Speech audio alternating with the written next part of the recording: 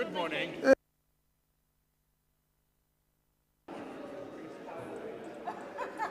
No, you are here.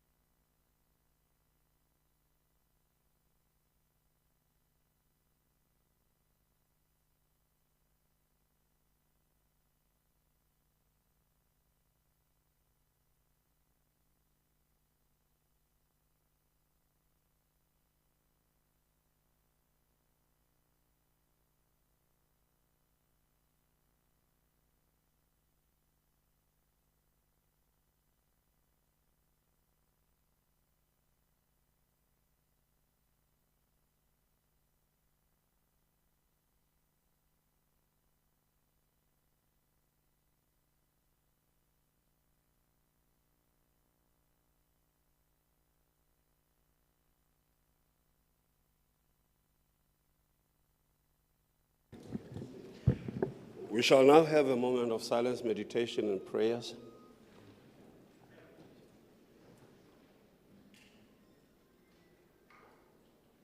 Thank you. You may be seated.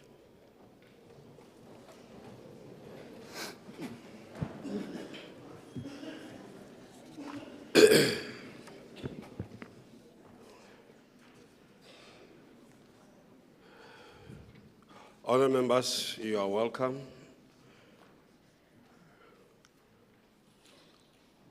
We have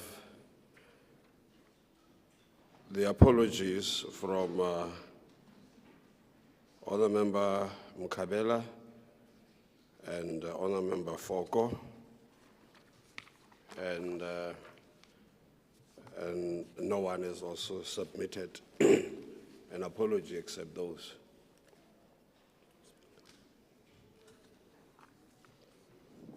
Let me take this opportunity to welcome the chairperson. Honour Member. Speaker, thank you for the opportunity. While we're on these apologies, can I perhaps just ask, because I see on the speakers list we've got the person from ACT again. This is now a year that he hasn't been here. How do we justify that we keep on paying a person that's literally has never been to one meeting or plenary? I want to raise it, and I think it's an issue that I know the rules and orders are dealing with this, but we can't do this. It's not fair, and we should take all their money away, actually, as a party. I mean, we're paying a ghost worker as we stand here at the moment. Thank you. Thank you. Honour Member. Speaker, I believe that this matter belongs to multi-party whips where we can exhaust it before we lift it to the Speaker's office. Thanks. I could hardly hear you, Honour Member. I was saying the matter belongs to the multi-party whips who we can exhaust it there and bring it to the Speaker's office.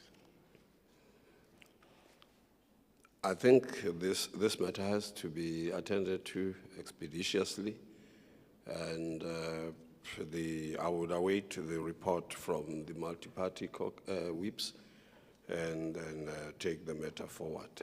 The issue is noted. I was interrupted when I was just welcoming the presence of the chairperson of the House of Traditional Leaders in the province and the Khoisan, as well as the executive, Morena Mopedi.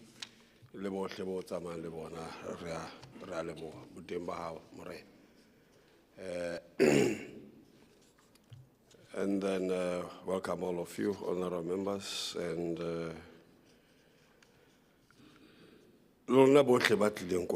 we,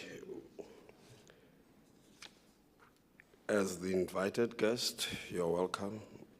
We now proceed to motions on money bills. The acting secretary shall read motion 1. That the second reading debate on the appropriation bill P3 of 2025 be continued. Vote 1, Office of the Premier. The vote before the House is vote 1, Office of the Premier. The Honourable Premier, Mayor Letsoa Matai, may now address the House.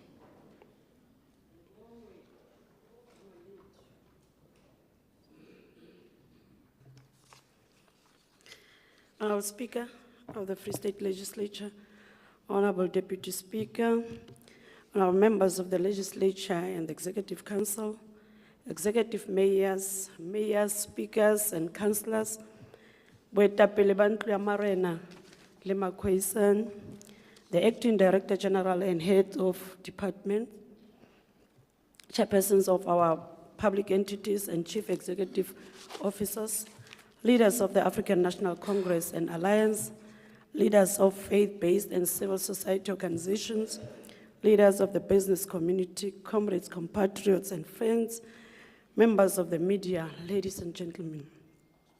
Honourable Speaker, This is, and I quote, the year of renewal to make the government a more effective instrument of the people to achieve the vision of the Freedom Charter. The people shall govern, the people shall share in the country's wealth, and close quote.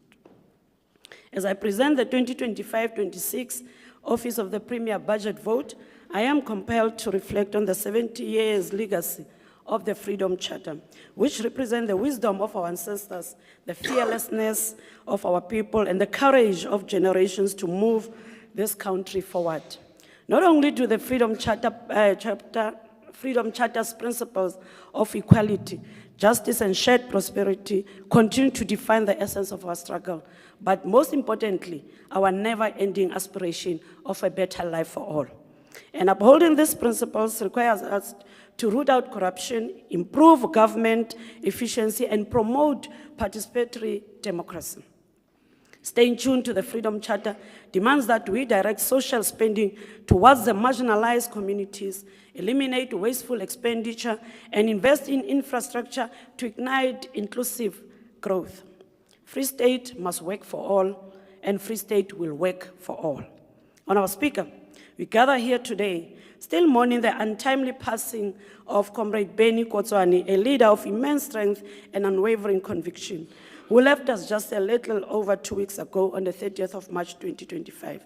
We also hold dear the memory of Mogo Evodia Sebutelo, who passed away on the 26th of March 2025. She was the mother of our steadfast comrade Tekeza Sebutelo, the first provincial secretary of the African National Congress in the Free State, after the democratic transition in 1994.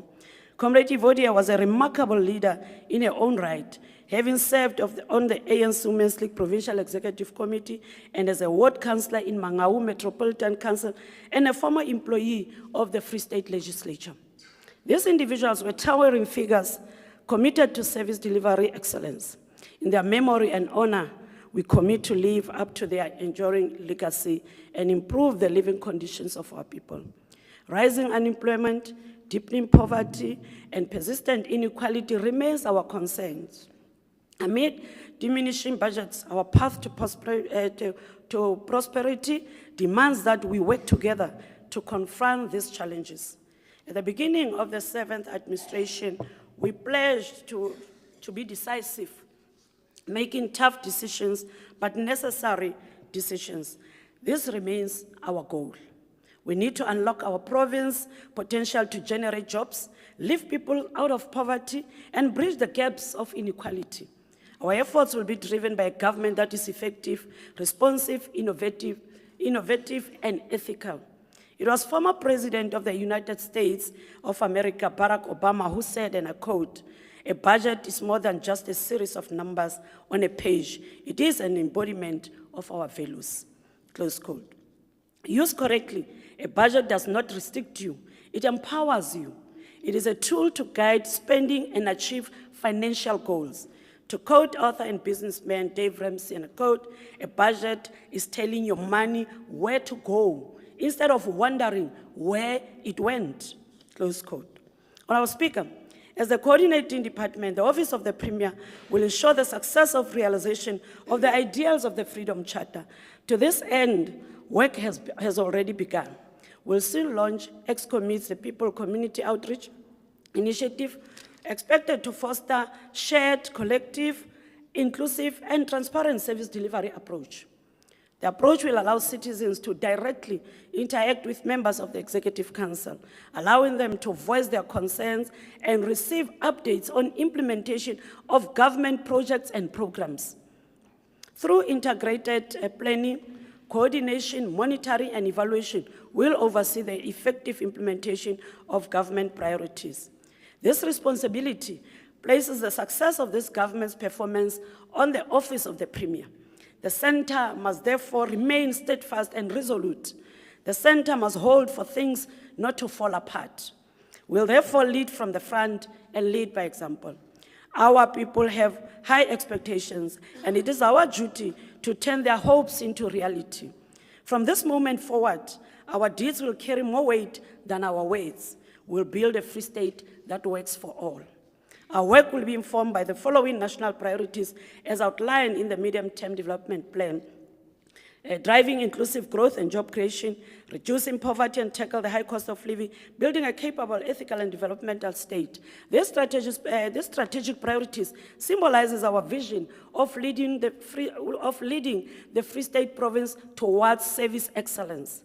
Honourable Speaker, on Programme 1 is intended to drive efficient, transparent, unified, and accountable government.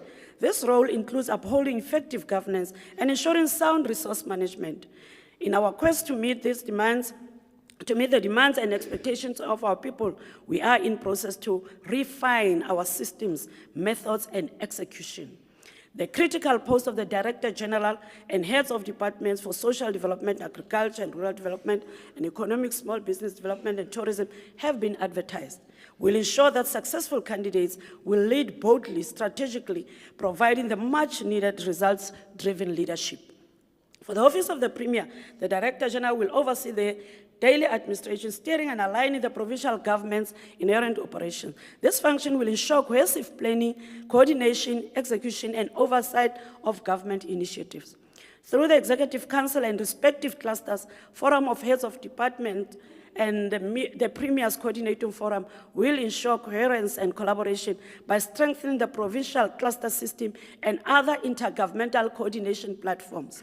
These structures are crucial for joint planning and decision-making, resolving cross-cutting implementation challenges, as well as promoting the whole of government responses to complex development priorities. We'll lead this coordinating effort to drive integrated planning and implementation, outlining clear targets, timelines, and responsibilities in our medium-term development plan and programs of action. To enhance effectiveness, the Premier and executive support components will be strengthened, ensuring that there's a drive to forge partnership with key stakeholders critical to administrative success. Honourable Speaker, as we endeavour to stabilize the economy, we need to do more with less. These are trying times of austerity measures. We cannot afford to waste even a cent. Fruitless and wasteful expenditure will be a thing of the past. I wish to draw your attention to the findings of 2023-24 MFMA by the Auditor General Metsakan Maluleke, who visited the province on the 8th April 2025. The Auditor General presented an analysis of performance, financial health, and governance of our municipalities. The report revealed that municipalities in the Free State continue to experience financial stability, governance, and service delivery challenges. Among the most pressing concerns is persistent revenue management challenges, which contribute significantly to escalating municipal debt. These challenges signal deep-rooted deficiencies in internal controls, supply chain management, and consequence management. While some improvements have been made, the pace of reform is slow. Our people need service delivery now, and more of the same will not change the state of our municipalities. We need to get the basics right. We need to push harder to professionalize our municipalities, enforce accountability, enhance financial and performance management.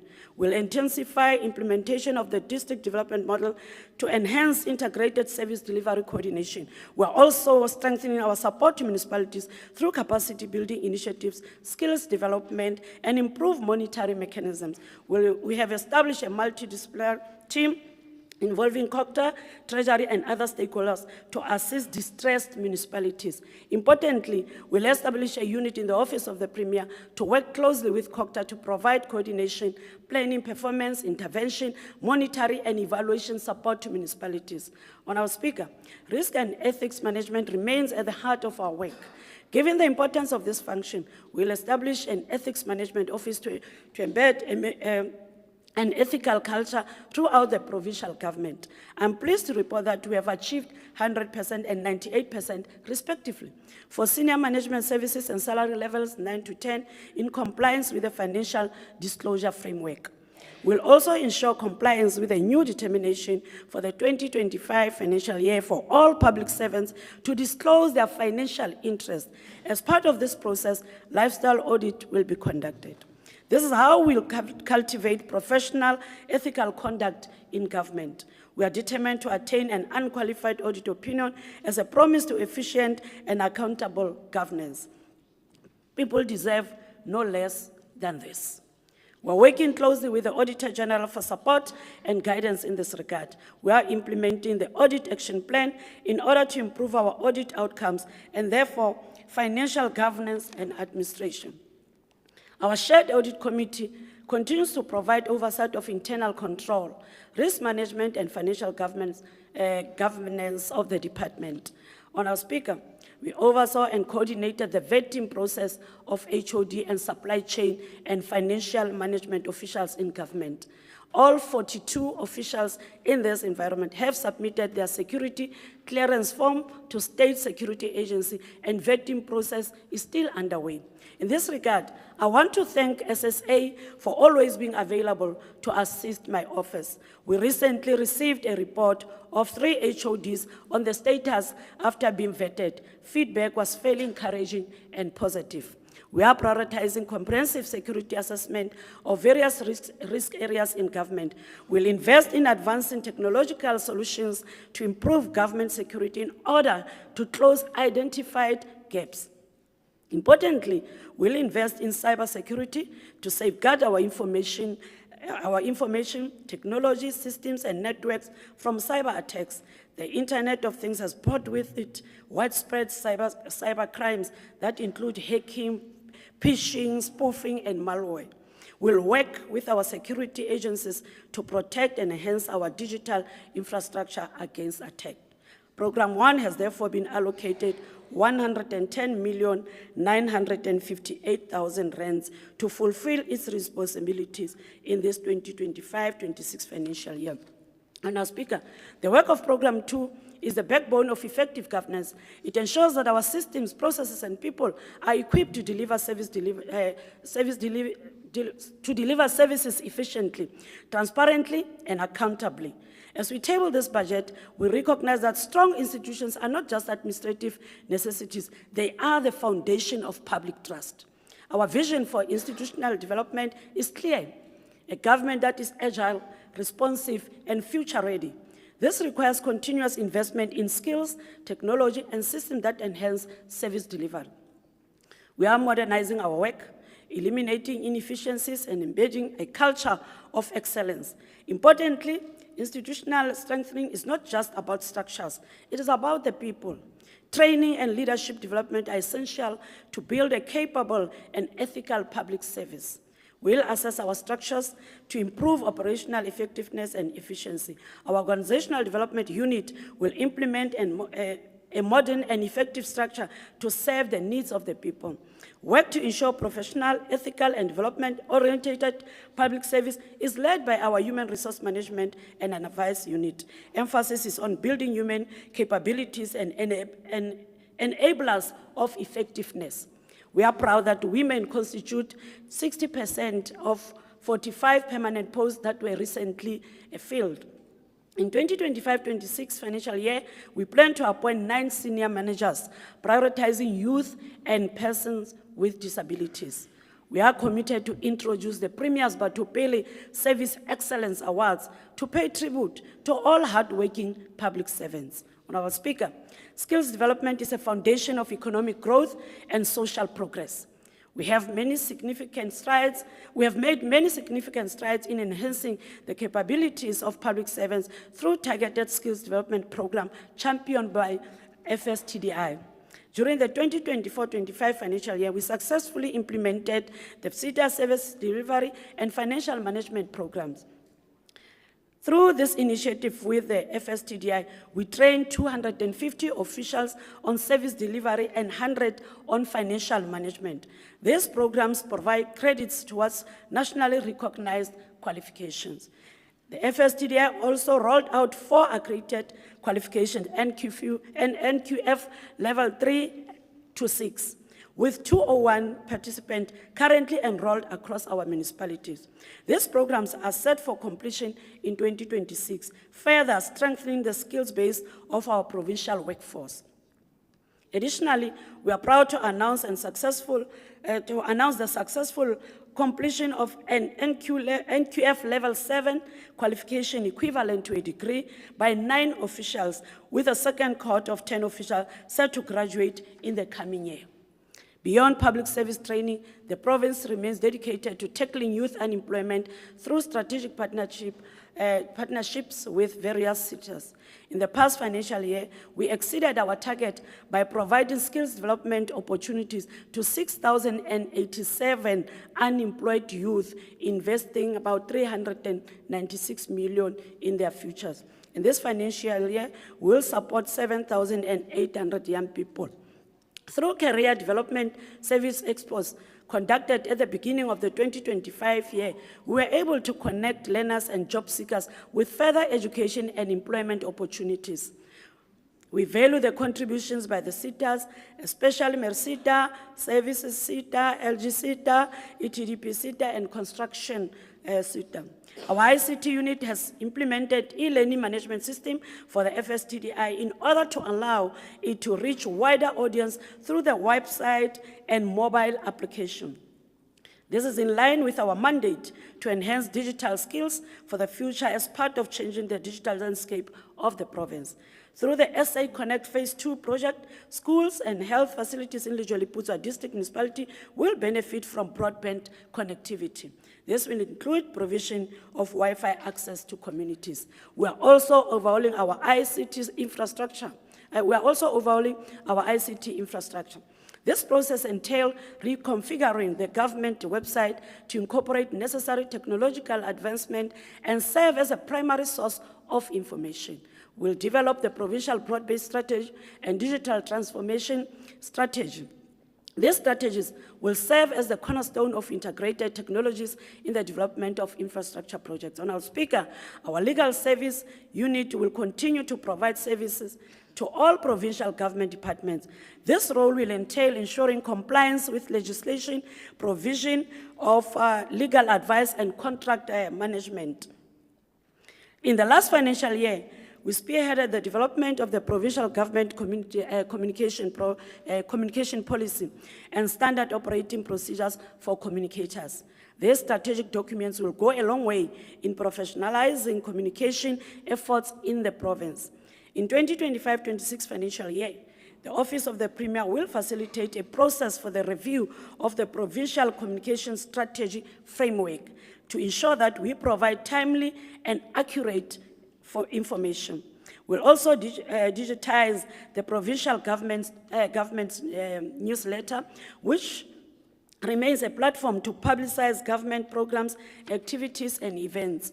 The newsletter is distributed at public places throughout the province. To widen our reach, CDWs will be utilized to deliver the newsletters. We'll embark on a process to fast-track the implementation of the public information platform to disseminate government information in a responsive, innovative, and unmediated form.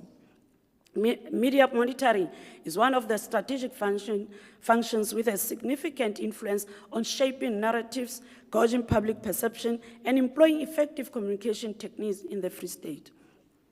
Towards the end of 2024, the Office of the Premier forged ahead to constitute a rapid response team, convening weekly to assess the media environment whilst planning in a coordinated and integrated manner. In this financial year, we'll introduce a media monitoring tool to amplify government's efforts to avert potential crises, misinformation, and public concerns by responding proactively and correcting inaccuracies. Therefore, a total of 270,464,000 rands has been allocated to Program 2 in the year 2025-26 financial year to perform its function. Honourable Speaker, in a complex and resource-constrained environment, the need for integrated and result-driven planning has never been more critical.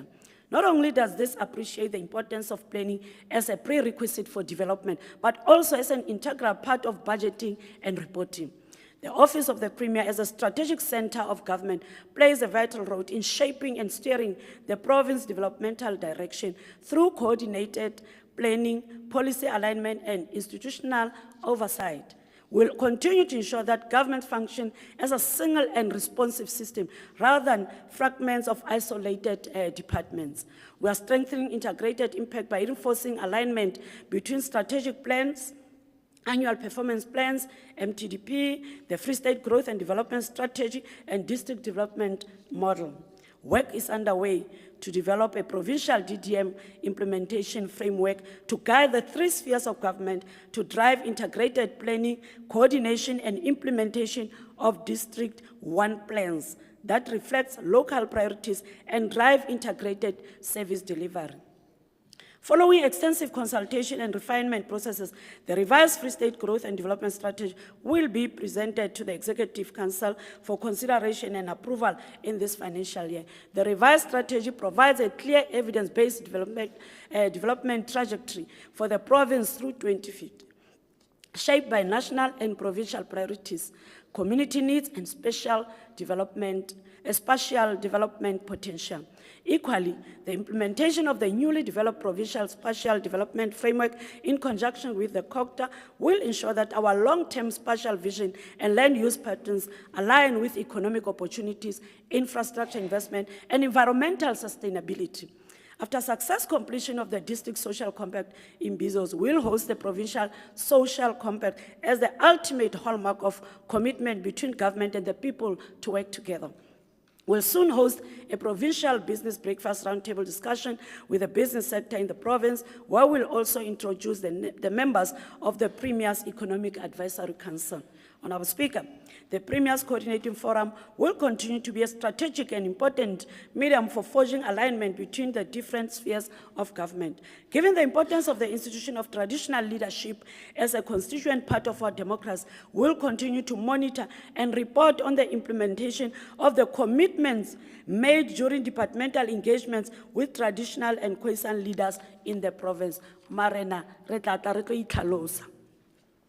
During the 2024-25 financial year, we strengthened international relations with several countries and maintained existing relations. We have made significant strides in several key areas, including hosting the Free State-India Business Dialogue to encourage investment and trade between the Free State and the Republic of India.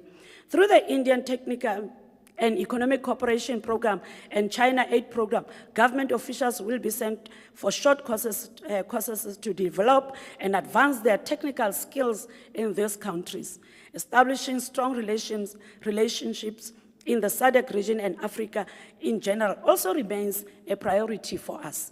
Inward missions to showcase provincial development and outward trade missions will be undertaken to strengthen our relations and attract foreign direct investment. There is no doubt that attainment of inclusive growth and job creation is predicated on the implementation of the major infrastructure projects. We'll therefore continue to strengthen our relations with particularly Infrastructure South Africa, DBSA, and DTIC to assist in planning, coordinating, funding, and implementation of major infrastructure projects. Engagements are also underway between the Free State and Gauteng provinces in implementing the Vaal River City Development Initiative. Members of the Executive Council of the 2 provinces, including affected municipalities, will soon meet to agree on an implementation plan. Honourable Speaker, the Special Program Unit continues to play a central role in driving strategic coordination of key initiatives across the province, promoting a government that is responsive to gender, youth, and disability issues. In 2025-26 financial year, the component will host the Provincial Gender-Based Violence and Femicide Summit to develop an actionable plan against addressing GBVF, building on previous resolutions. The sanitary rollout program will continue to champion women's dignity through education and advocacy, tackling stigma and equity. A dialogue of employees with disabilities will also be convened to advance the finalization of the Provincial Disability Framework. We'll also launch the Free State Provincial Growth Disability Forum to serve as a platform to raise awareness, educate, integrate, and create opportunities for persons with disability. We'll establish the Youth Advisory Panel to provide strategic policy advice, ensuring young people have a voice in their development. We'll undertake the military veterans roadshows to honor and support veterans and connect them with opportunities. These initiatives highlight our commitment to equitable development, stakeholder engagements, and the elevation of vulnerable groups, ensuring a more inclusive and prosperous Free State. A total of 79,590,000 rands has been allocated to Program 3 to achieve these important deliverables in the 2025-26 financial year. Program 4, Honorable Speaker, on monitoring and evaluation. If you cannot measure it, you cannot achieve it. This makes monitoring and evaluation vital for driving progress and change. In the 2024 financial year, the Monitoring and Evaluation Unit was instrumental in laying the foundation for institutionalization of monitoring and reporting of the MTDP. The 2025 financial year will be the first year of implementation of MTDP, which replaces the MTSF. We'll continue with the work and to monitor and report of the MTDP. Sorry, my apologies. The MTDP priorities will form core part of the work of the provincial cluster through the development of the program of action. This will ensure oversight and tracking of our province implementation of this plan. The MTDP will be reviewed mid-term and at the end of the 5-year term to assess progress towards the attainment of our development trajectory.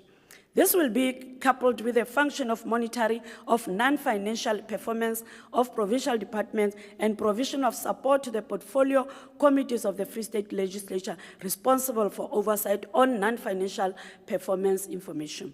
In the past financial year, the unit has made strides to ensure accountability against planned objectives of provincial departments.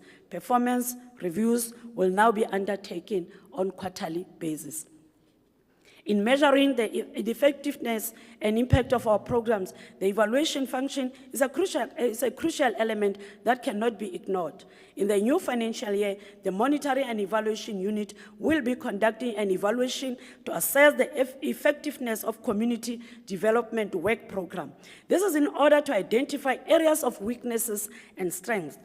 The outcome of the evaluation will be instrumental in refocusing and strengthening this program. Honorable Speaker, we advanced the local government management improvement model, collaborating with COGTA and DPME to enhance municipal performance in the Karib district, finalizing improvement plans for Kopano, Mokare, and Letseme municipalities with targeted interventions to address service delivery gaps. The LGMIM is currently under review by the Department of Planning, Monitoring and Evaluation, and once this process has been completed, we'll continue to monitor the institutional capacity of municipalities. We have also developed a provincial institutional capability monitoring tool to monitor the institutional capability of provincial departments across a number of key indicators that include financial management, human resource, and anti-corruption measures. The monitoring and evaluation framework tracks SOPA and budget vote speeches, injunctions on a quarterly basis to ensure implementation accountability. Incomplete infrastructure projects remain closely monitored, with progress reports submitted to HODs for corrective action. Through citizen-based monitoring oversight, we work with service delivery departments to determine citizen service delivery satisfaction. An annual frontline service delivery monitoring plan is being implemented in collaboration with the Department of Performance Monitoring and Evaluation, focusing on key frontline services. The results of these monitoring projects are utilized to have discussions with different sectors on improvements needed. Through the Provincial Intervention Unit, we'll continue to foster public participation by providing citizens with the means to access information and engage with government programs. This is in line with our unwavering commitment to promote social and economic development through integrated service delivery programs. Through our Tucson service centers, we'll therefore continue to take these essential government services closer to our communities. We have rolled out services to over 30 towns out of the 85 towns in the province, and the response of our people is overwhelming. The recent rollout was in the Eastern Free State areas of Mahulukweng, Greater Tsiami, and Intabazwe. We are pleased to announce that as of the 31st March 2025, the Free State Presidential Hotline performance was 99.40%, signaling our exceptional performance in responding to service delivery issues. This year, we'll establish a contact center to enable people to report service delivery issues through telephone, email, letters, and walk-ins. The CDWs plays a pivotal role in connecting communities with government services and informing government structures about community needs. As part of our work to resuscitate our CDW program, we had consultations with Mokaka, Metsimaholo, Mafube, and Nwate local municipalities, including Fezile Dabi District Municipality, to forge alignment and cooperation for improved and better outcomes. In 2025-26 financial year, we'll roll out CDW's information sharing and empowerment seminars with the aim of empowering all of them, the 262 CDWs, with information on key government programs. We'll prioritize infrastructure project implementation engagements with various departments to resolve issues commonly faced during infrastructure rollouts, ensuring past mistakes are not repeated, and where bottlenecks are identified, effective corrective measures are devised. This approach will help avoid fragmented outcomes and enhance the efficiency of infrastructure implementation for improved service delivery. For this critical work, Honorable Speaker, to be undertaken by Program 4, an amount of 172,559,000 rands have been made available. Honorable Speaker, this budget presents a hopeful moment to unite our shared endeavors in recalibrating our environment towards a free state that works for all.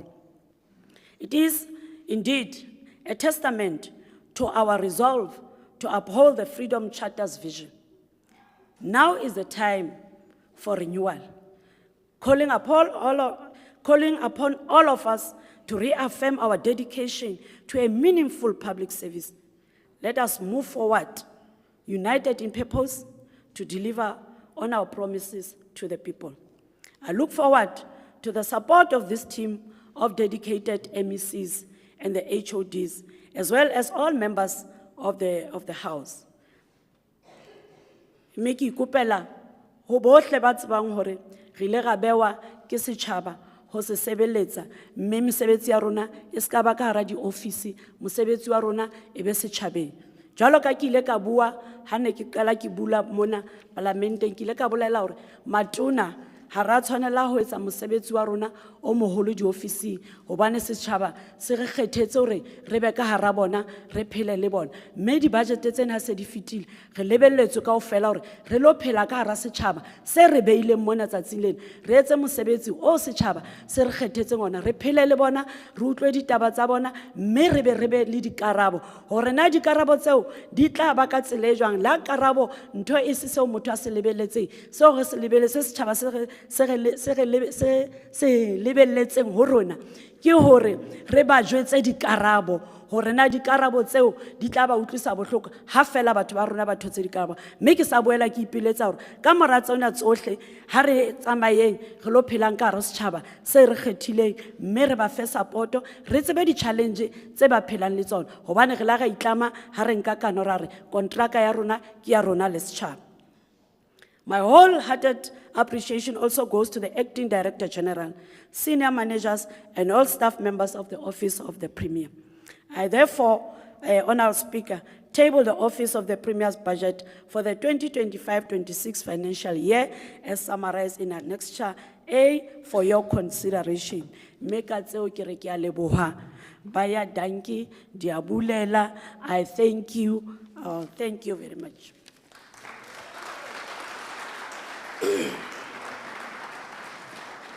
We proceed to the debate on the Honourable Premier's presentation of the budget, vote 1 of vote of the Office of the Premier.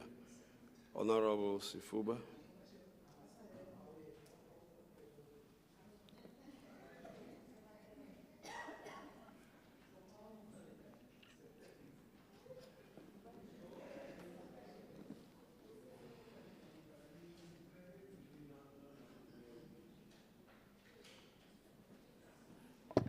Thank you, Honorable Premier.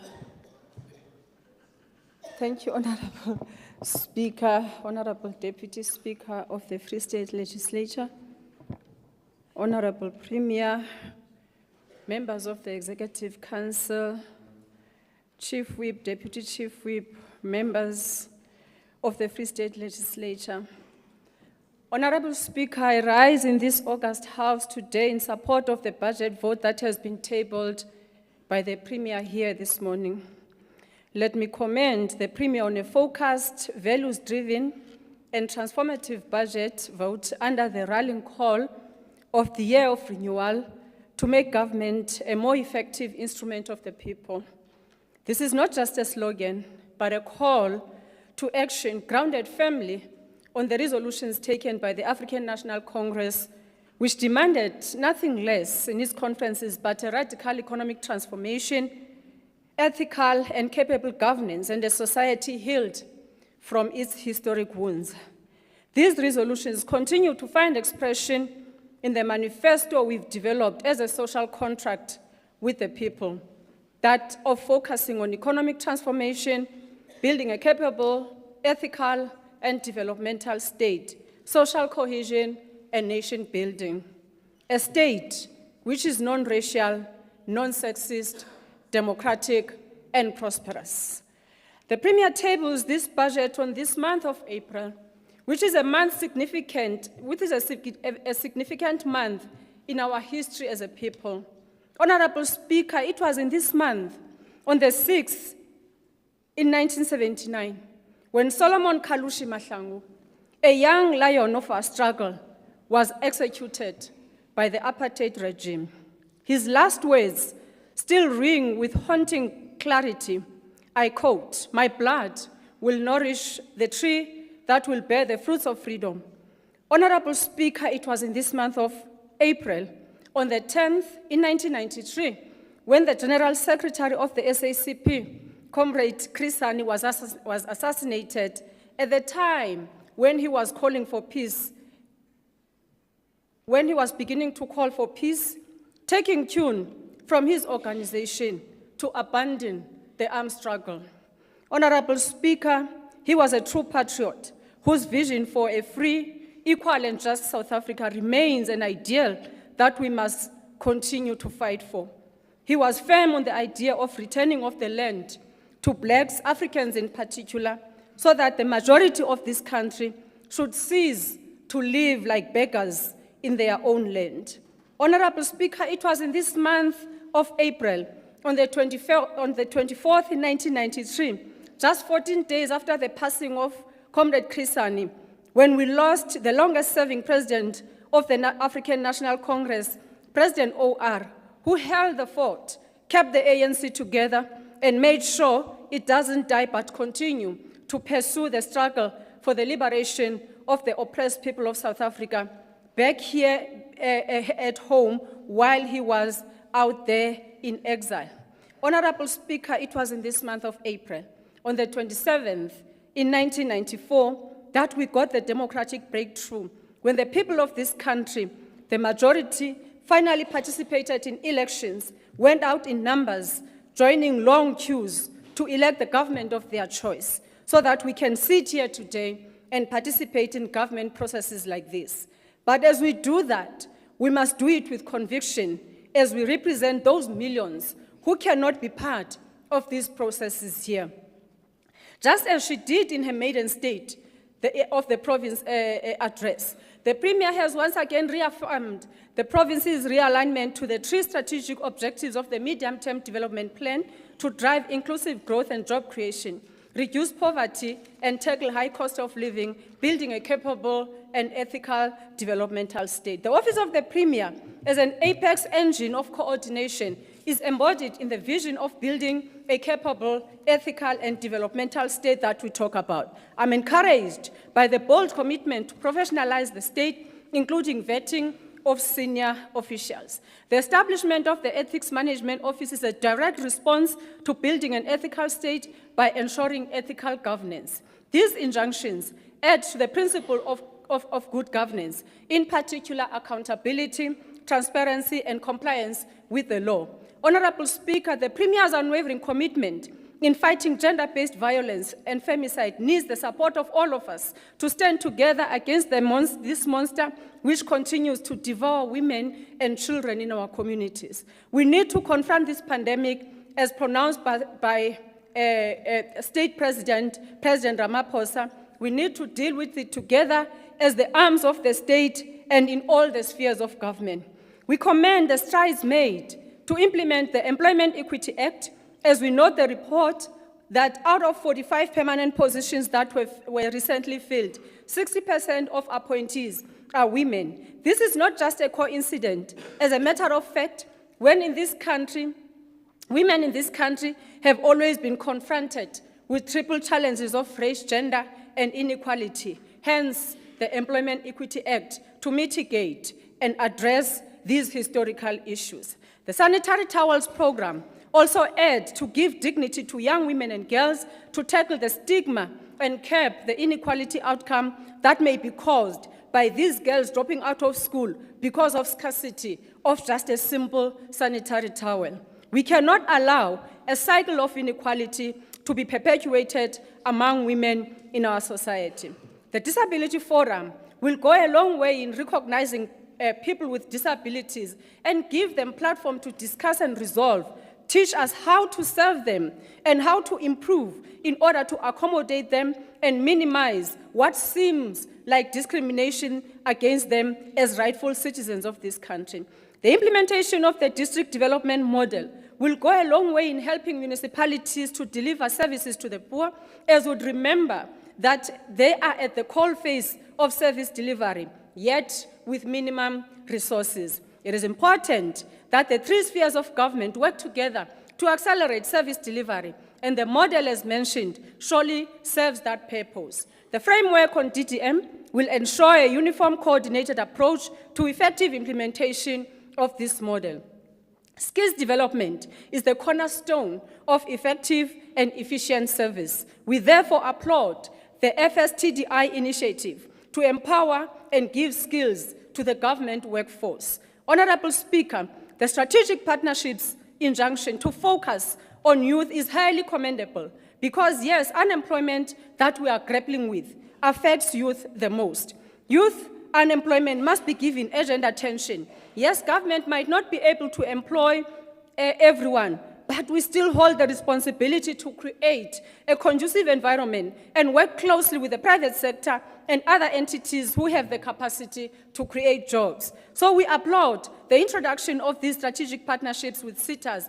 In that regard, the Youth Advisory Council is the step forward, step towards the right direction, so that we get to know what young people want, how do they want to be developed, and what are the opportunities they identify that could contribute towards giving them a better life. The recognition of military veterans speaks to the fact that we acknowledge where we come from and how did we get here. We cannot forget those who contributed towards the attainment of this freedom that we are enjoying today. The establishment of the Advisory Council is a positive step towards responding to government's priority of economic growth, as we just alluded to the fact that minds must meet to deal with the single agenda of creating jobs and grow economy. These men and women should guide the Premier on what decisions to take, strategies to employ in order to attract investment, actively respond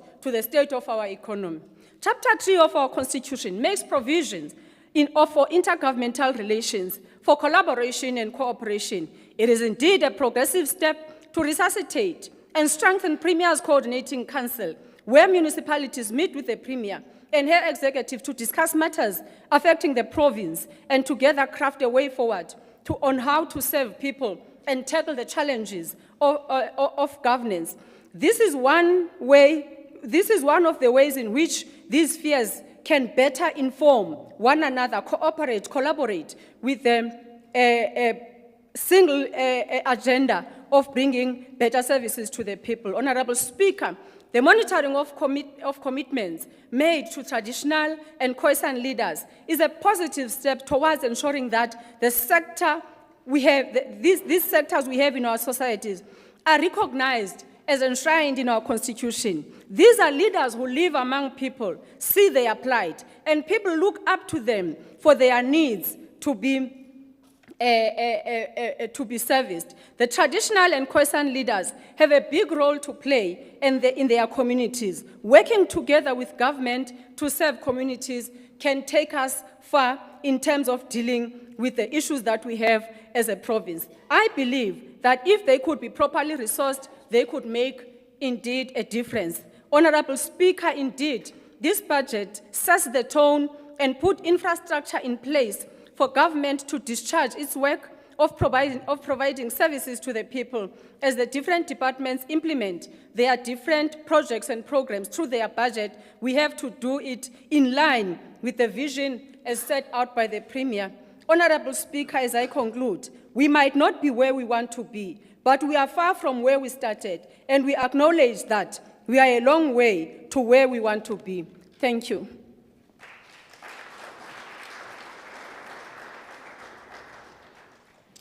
Honorable Member Klute.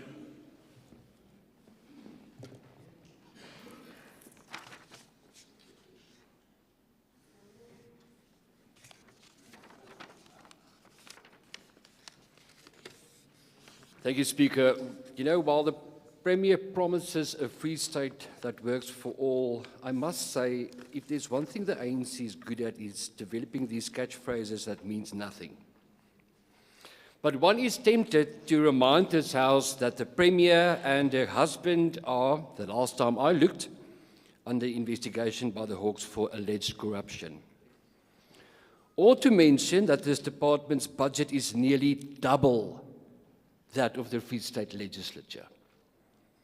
Or that 108 million rand is being spent on community development workers whose function remains unclear, and who, by the previous Director General's own admission, are merely deployments. And yes, even a DDG-level employee hasn't shown up for work for 3 years, by the Premier's own admission. But I won't dwell on that today. Let's get real, and let me ask a very direct question, Honourable Premier, through you, Speaker. Has the national government, or the ANC, given up on the Free State? And this isn't a rhetorical question. Earlier this week, in response to a question in the National Assembly, the Deputy President listed municipalities considered service delivery hotspots. Not one Free State municipality made that list. Are we to believe that not a single municipality in this province is struggling with service delivery? At least under the previous Deputy President, 2 Free State municipalities were acknowledged. Not that anything really happened. So the Deputy President, is he being lied to, or is he willfully blind? Because, Premier, under your watch, we are seeing human rights violations across the province. Under your watch, the Auditor General says nearly all municipalities are doing harm. Under your watch, patient files are being tampered with in Free State hospitals, possibly to hide systemic failures and to prevent medical legal claims. Your department is supposed to be the nexus around which the intergovernmental coordination should function, but clearly that's also failing. And for 6 years, we've been hearing about the implementation of and intensifying the district development model, which clearly has come to nothing. As first citizen of the province, Premier, you should be out in front, leading and stabilizing service delivery.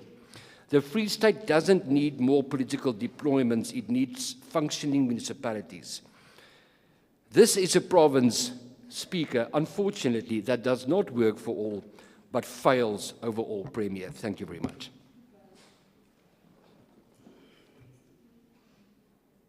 Honourable members, Kwabela.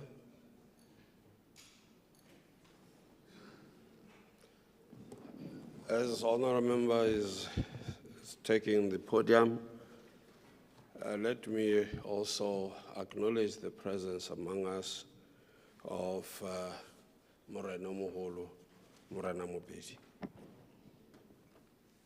More. Morena. Kwabela. Honorable members, Gwebel, Apologies.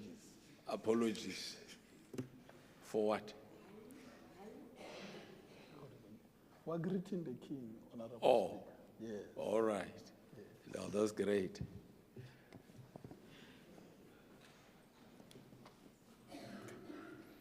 Thank you, Honorable Speaker. Let me begin with the supreme document of the country.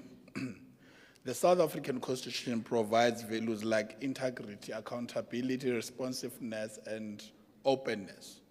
Therefore, ethics management helps to ensure that public servants uphold these principles in their daily duties. Although unethical conduct in government deters investment and drains public finances, hence we agree with the Office of the Premier in establishing Ethics Management Office, because by promoting ethical behavior on public servants, the government can create a more stable and investor-friendly environment, which is essential for economic recovery and growth, including building investor confidence. And this is in accordance with the Constitution of the Republic of that of the country.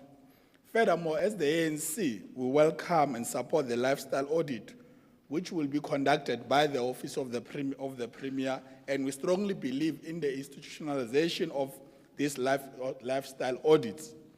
They should be mandatory, independent, transparent, and lastly, result into consequences for wrongdoings. Honorable Speaker, the ANC views the launch of EXCO Meets the People as a progressive initiative. It is a practical step for the people of the Free State to exercise their rights to participate equally in the province's political life.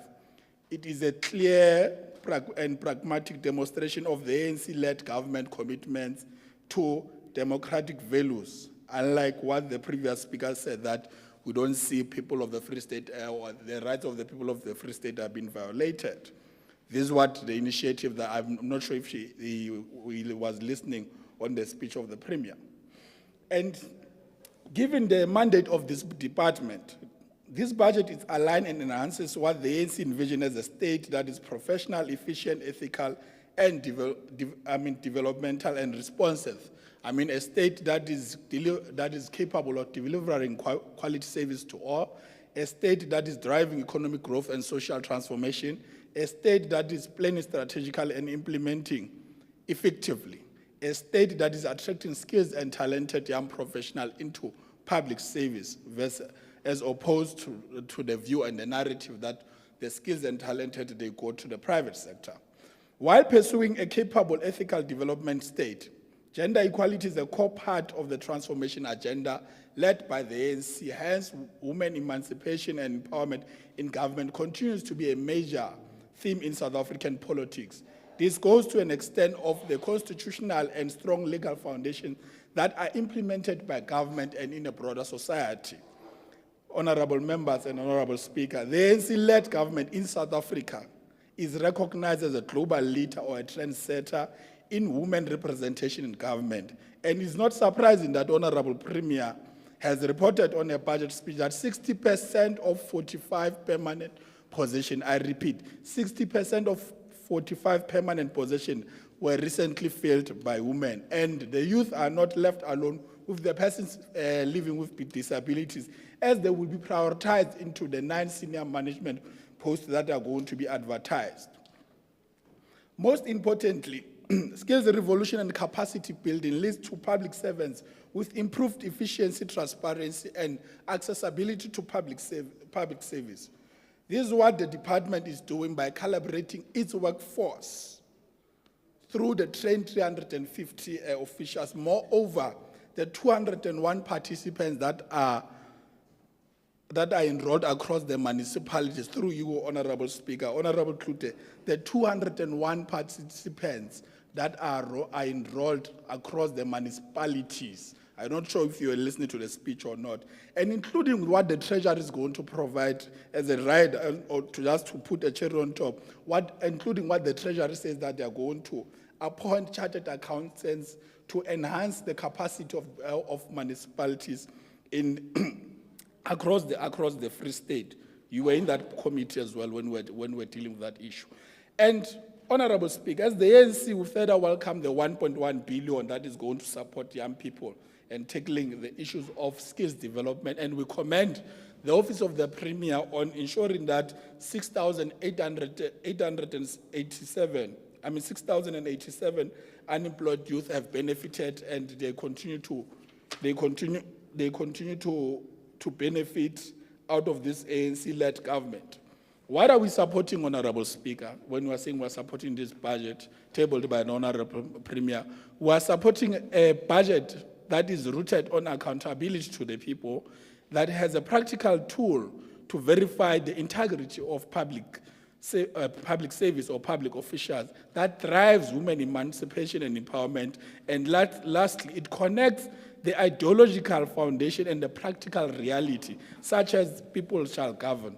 And the stance of the ANC is enhanced, which is that of building a capable, ethical, and developmental state as a central pillar, as highlighted in the National Development Plan. And I must say that, in conclusion, it is important that we understand the mandate and the prescript of the department and its mandate, given that what is responsible for, it's responsible for coordination and overall of all the departments, and it is important what is allocated for it, it must use it so. Thank you. Honourable Member Msimanga.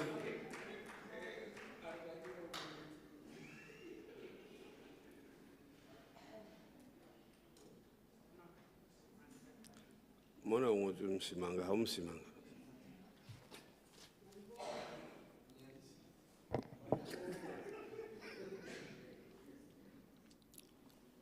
Honorable Speaker, Honorable Premier, caucus of the Economic Freedom Fighters led by Honorable Dipoko, members of the Free State Legislature, distinguished guests, I greet you all. Speaker, I rise today on behalf of a party firmly rooted in the struggles of the working class, the poor, and the marginalized of our province. It is my duty, and indeed our collective responsibility, to approach this vote budget not as a numbers exercise, but a political instrument that must speak directly to the real conditions of our people. Honorable Speaker, I cannot ignore the troubling record of this administration under the Premier's term. It has been characterized by instability within the very office that is supposed to lead decisively and in the interest of the masses.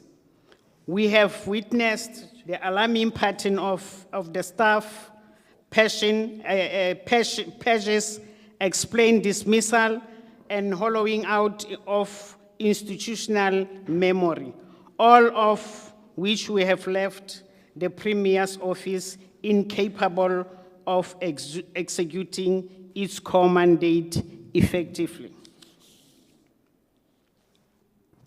Honorable Speaker, this chaos at the center of the government is not a victimless crisis. It has a direct impact on service delivery, on development planning, and on the ability of the state to intervene decisively in the economy to uplift our people from poverty and underdevelopment.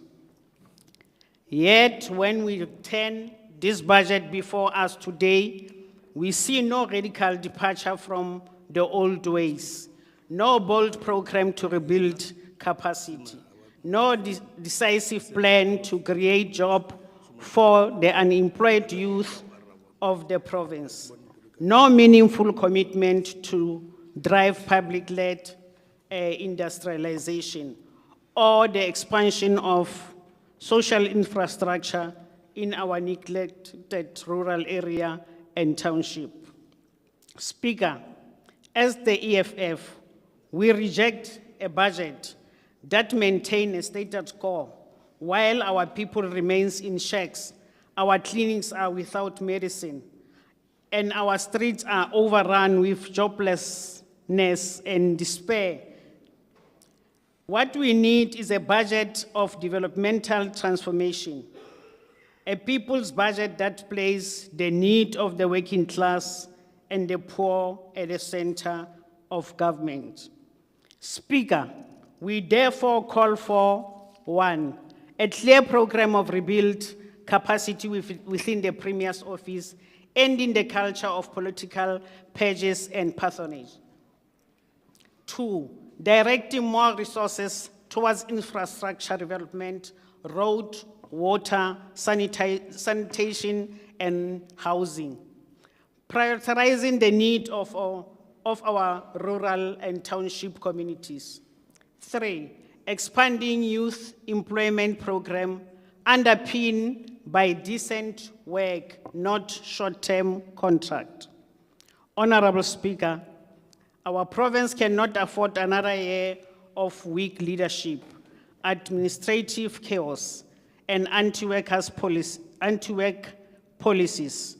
We need a budget and a government that is unapologetically developmental, socialist in orientation, and family aligned with the interest of the working class majority. On those grounds, Speaker, we cannot,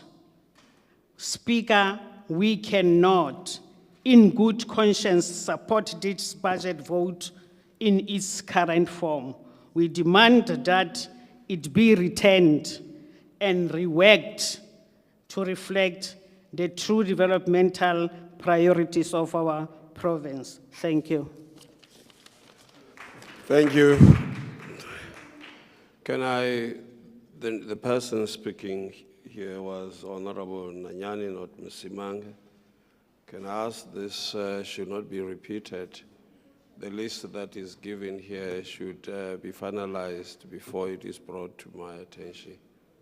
May I ask that the parties, the whips should help us in doing this and not cause this.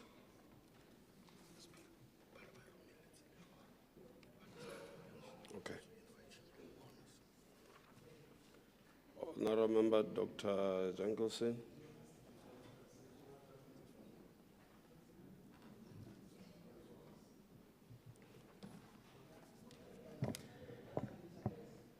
Thank you, Honorable Speaker. April is indeed a significant month.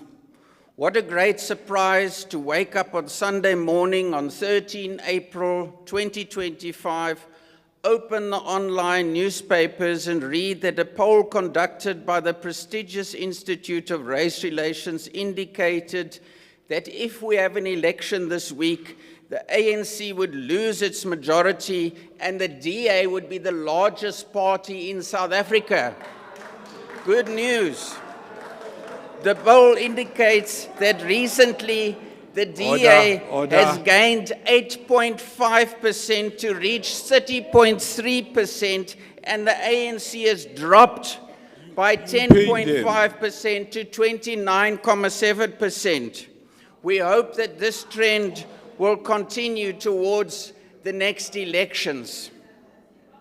Speaker, during the SOPA debate, I explained why the ANC has lost support and stubbornly refuses to take simple policy measures to self-correct. Arrogance, self-indulgence, and an obsession with the 20th century National Democratic Revolution ideology are some of the reasons for our poor services, straggling economy, and growing unemployment and poverty in the Free State and the country. The ANC seem to think that the 1.1 million people out of 2.9 million people population in the Free State, 60% of whom are living in poverty, would prefer to be on social grants and rely on poor state health care instead of real jobs with pension funds and medical aid schemes. The ANC are learning the hard way as they lose their majority and hopefully the power to further destroy the lives and livelihoods of our people, that our people in the Free State have dreams and aspirations, but our people have limits to their patience. I have conducted research on the budgets of the Office of the Premier since 2007-8, and I would like to refer this House to some of the comparisons. In 2007-8, the budget of the Free State Legislature was 82 million rand, and the Department of the Premier was 103 million rand. In 2016-17, the legislature received 191 million rand, and the Office of the Premier received 294 million rand.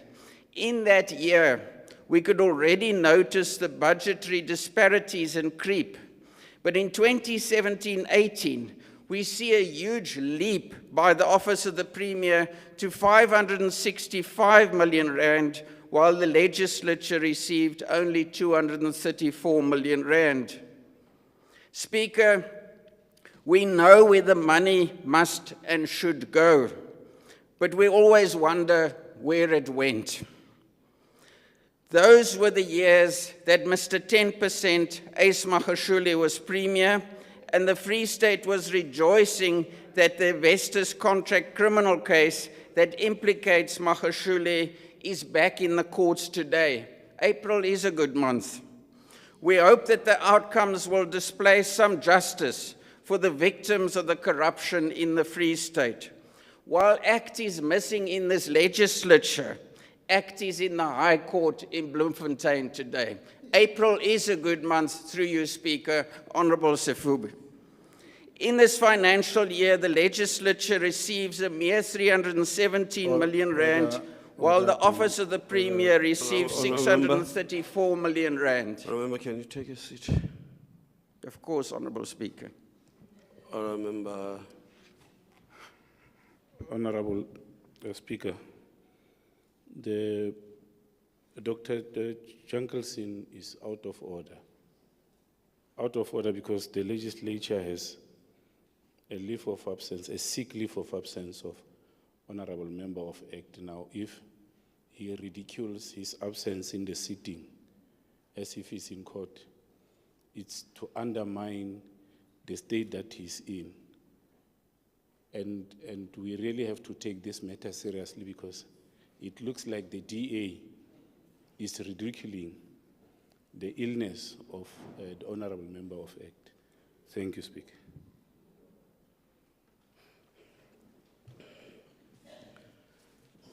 This is a very interesting statement. I would make a ruling later. You may continue. Thank you, Honourable Speaker. It is costing this legislature a huge amount of money. And we are not insensitive to illness, but we are sensitive to the fact that the people of this province are paying this political party funds for someone who should be here, who's never attended since the election, and also paying for their office and staff in the legislature for who knows what they are doing. Speaker, the compensation of employees of the Premier is 402 million rand a year, more than the entire budget of the legislature. The victims of the budgetary leap by the Office of the Premier is the legislature, but the main victims are the people of this province whose seat of democracy is unable to carry out its constitutional mandate regarding oversight over the executive and holding that branch of government accountable. Just compare the number of oversight field visit reports from previous terms to today. We can only conclude that the executive are deliberately undermining the ability of the legislature, the seat of our democracy in the Free State, to carry out its constitutional mandate to hold them accountable and do oversight over them. This was also confirmed by the Zondo Commission of Inquiry into State Capture that concluded that legislatures and parliament failed the people of this country by the lack of oversight and not holding the executive to account. Undermining the legislature empowers criminal networks in government and allows them to plunder, extort, and intimidate with impunity. We must demand value for money for the inflated budget of the Office of the Premier. The Auditor General was scathing in the report for this department. One of the tasks that the Premier's office has allocated to themselves is monitoring and evaluation, a task that should instead be carried out by the legislature, which has the constitutional mandate to do this. Our experience of this unit is that our post box between various departments and whoever they have to report to, in our case, the portfolio committees in the legislature. When asked about details of delivery projects, they are unable to supply any, citing the lack of capacity. All we get is statistics against performance targets, which the departments give us anyway. Speaker, we are debating the Premier's budget, not the Premier specifically, and I want to refer to previous Auditor General's report, the latest one in the annual report of the Office of the Premier. The AG indicated in their report within the 2023-2024 annual report of the Office of the Premier that monitoring and evaluation is a source of material misstatements that management did not correct. 172.6 million rand will be spent on this program again this year. The Premier's department and office are meant to be an example for the rest of the province, yet they continue to struggle with basic financial management. Some prominent issues identified by the Auditor General include the following. Effective steps were not taken to prevent fruitless and wasteful expenditure. Effective and appropriate steps were not taken to prevent irregular expenditure. Effective internal controls are not in place for approval and processing payments as required by Treasury. Specific information systems were not implemented to enable the monitoring of progress made towards achieving targets, core objectives, and service delivery. We hope that the Premier will correct these things. One of the main problem areas is the procurement section, which was also raised by the Public Protector in their report on the procurement irregularities by the Office of the Premier with the funeral of the late MEC Tate Mahwe. A serious concern is the lack of consequence management and disciplinary measures against individuals involved in irregular, unauthorized, and fruitless and wasteful expenditure. The Premier has ignored their own audit action plan by failing to enforce corrective measures and inadequate internal control measures that exist.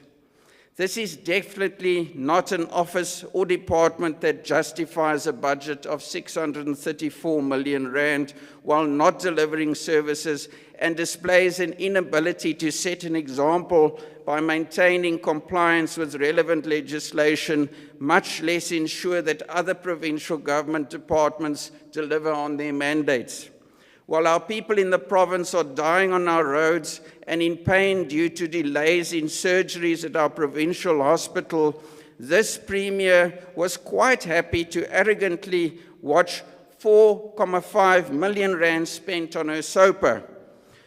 Her ego is obviously more important than the residents of the Free State. The Premier says that risk and ethics management remains at the heart of their work. But you need to have a heart to actually do this work. I also want to use this opportunity in this budget debate on the Office of the Premier to highlight how Mangaung municipality through Centlec have left many residents literally in the dark without electricity because the new metering system appears not to be compatible with the old electricity meters. Centlec employees now have to physically visit every residence who are experiencing such problems. There are no time frames for completion, and residents, many of whom are senior citizens, are experiencing the inconvenience of no electricity caused by the incompetence and lack of foresight through risk assessment by this incompetent ANC cadre-run entity and Metro. This needs to be addressed urgently in Mangaung. Someone obviously made money out of the scheme to transform the electricity metering system, and now residents are paying the price for the crash of this system. I once again challenge the ANC to show me one thing that they've attempted that actually works, or that they inherited that they've not destroyed. The DA's alternatives to transform the Free State provincial government include some of the following: carrying out a comprehensive evaluation of all departments focusing on their core business, doing a skills audit within all departments and government entities, implement the Free State First approach to all government contracts and suppliers. The Department of Education employed contractors for school furniture from Northwest Province, while there are such contractors in the Free State who can do this work. Ensure value for money and sound monitoring of all infrastructure projects. We must invest in technology to streamline and ease delivery of many services instead of costly and ineffective bureaucratic red tape. There must be serious consequence management and action against corrupt officials and politicians in the provincial government and municipalities. Government must ensure professional services by civil servants who are dedicated to clients. Our people of the Free State are clients, not beneficiaries of government services. And we must do significant oversight and hold this provincial government accountable, which is the job of a legislature which should be empowered to do so. We support the three priorities of driving inclusive growth and job creation, reducing poverty and tackle the high cost of living, building a capable, ethical and development state. For the ANC, however, this is rhetoric for the next election. For the DA, it is our legacy for the next generation. Thank you, Honourable Premier.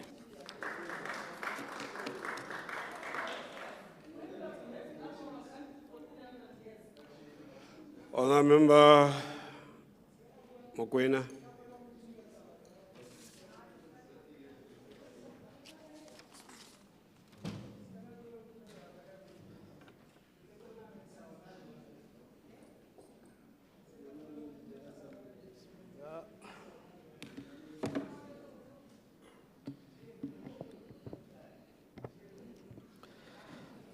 Honorable Speaker, members of the legislature, Moranemolo Mopedi, Marana Rona, ke le hlomphile, ke re kgomo tseo le manamane a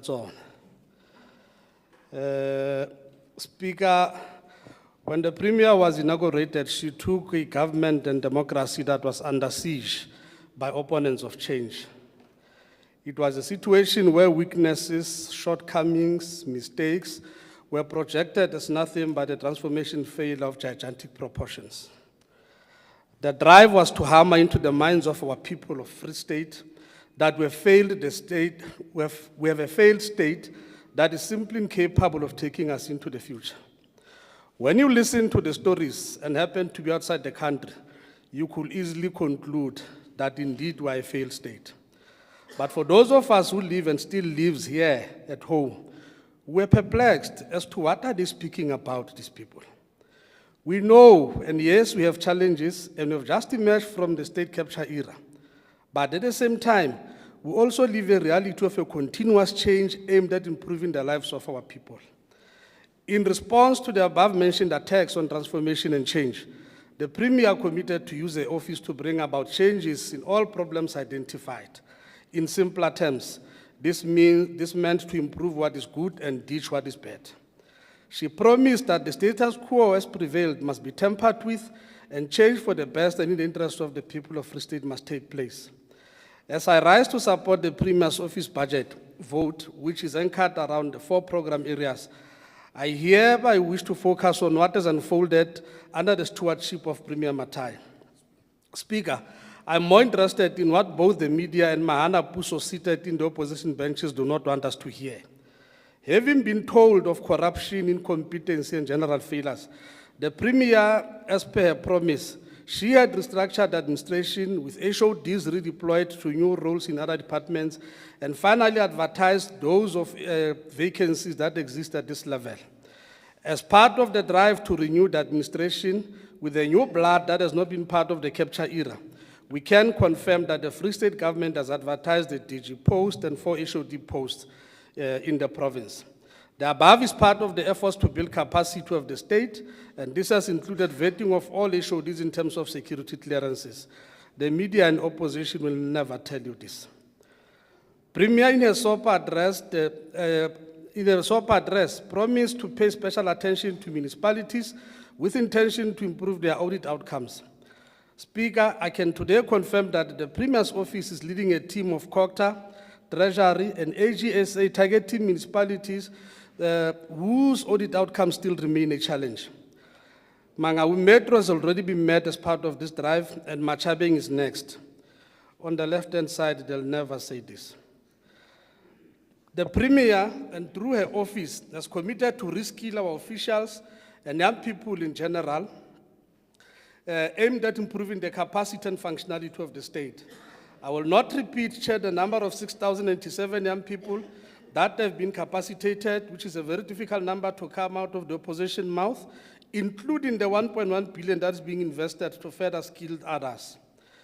In response, Speaker, to the efforts to bring about an economic improvement in the Free State, it is very difficult for the opposition to acknowledge that we are entering a period of relative stability economically, with a projection of 0.8% in 2025, 2.1% in 26, finally settling at 2% in 2027. In further consolidating the growth, economic growth, the government is strengthening the Free State-India business dialogue meant to encourage investment. The issue of the Val River City region is being consolidated. The appointment of the FDC board, including the Premier's Economic Advisory Council. Speaker, there used to be a song by opposition parties, and they were very good at dancing for it, that our roads are bad. Now that the roads are being repaired, we don't hear the remix that says the roads are getting better. It's very difficult. This includes the Kronstadt Road, that a member of the opposition came here to sing a song, that Premier, go and drive there with your car. Today, they are unable to bring about the remix. That road is being repaired. It is difficult. Is it that difficult or that painful for the DA, the opposition, to stand up and say, Premier, thanks that your government has intervened and the roads are being repaired? Kapari di fofu. Hotata guy to say we complained about the Fixback Road, and thanks to the ANC Premier of the Free State that the road is now being repaired under your leadership. Is it so hard to say, as the opposition, we hate you ANC government, but we can at least be honest and acknowledge that in education, you are still the best in the country. Health has challenges, but access is not an issue for our people. We had one organization here, Premier. They also came with a song, and I'm still waiting for the remix. They said MUCCP is not operating for 24 hours. Is it difficult for them to concede that it now operates for 24 hours and the ANC government has delivered that? Bring up the remix, gentlemen, because the developments on the ground requires you to sing the remix and tell the truth to our people. Is it painful for the opposition to say, Premier, we marched around the Free State looking for government mistakes and failures, but we stumbled upon a newly built ECD center, Dr. Cellulose School in Phil Jones Kroon, and a soon-to-be renamed new school, Tate Mahwe. Is it painful for them to say so? Or don't they see, like in April, their eyes have chosen to be fool's eyes? We know it's painful, but it should not be impossible to say, yes, we as the opposition, we do acknowledge that this government, these state-of-the-art schools are built by the ANC government. Speaker, will there ever be a day where they say, we know we are opposition? Most of us here probably hate this government, but because we are true patriots, we'll criticize but be honest enough where good is being done. What type of opposition behave like enemies of progress and development? Like the reality of many societies, we do have our challenges and good stories to tell as well. They must be told even by our opponents. The work of opposition is to criticize and offer alternatives and should never be dishonest about the strides government is making.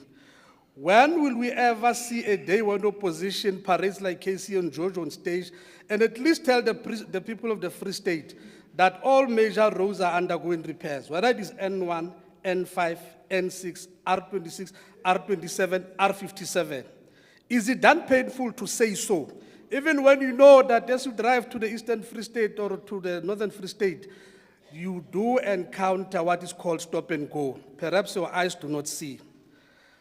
Whilst the opposition saw with their naked eye, and they are terrified to admit that this government has intensified the delivery of houses, but they will never tell. Instead, we saw a few wearing red overalls complaining about the size of the houses delivered. They are unable to acknowledge that, yes, indeed, we are delivering houses. We have many challenges, but under leadership of this premier, hope is restored through tangible delivery that is taking shape in less than a year in government.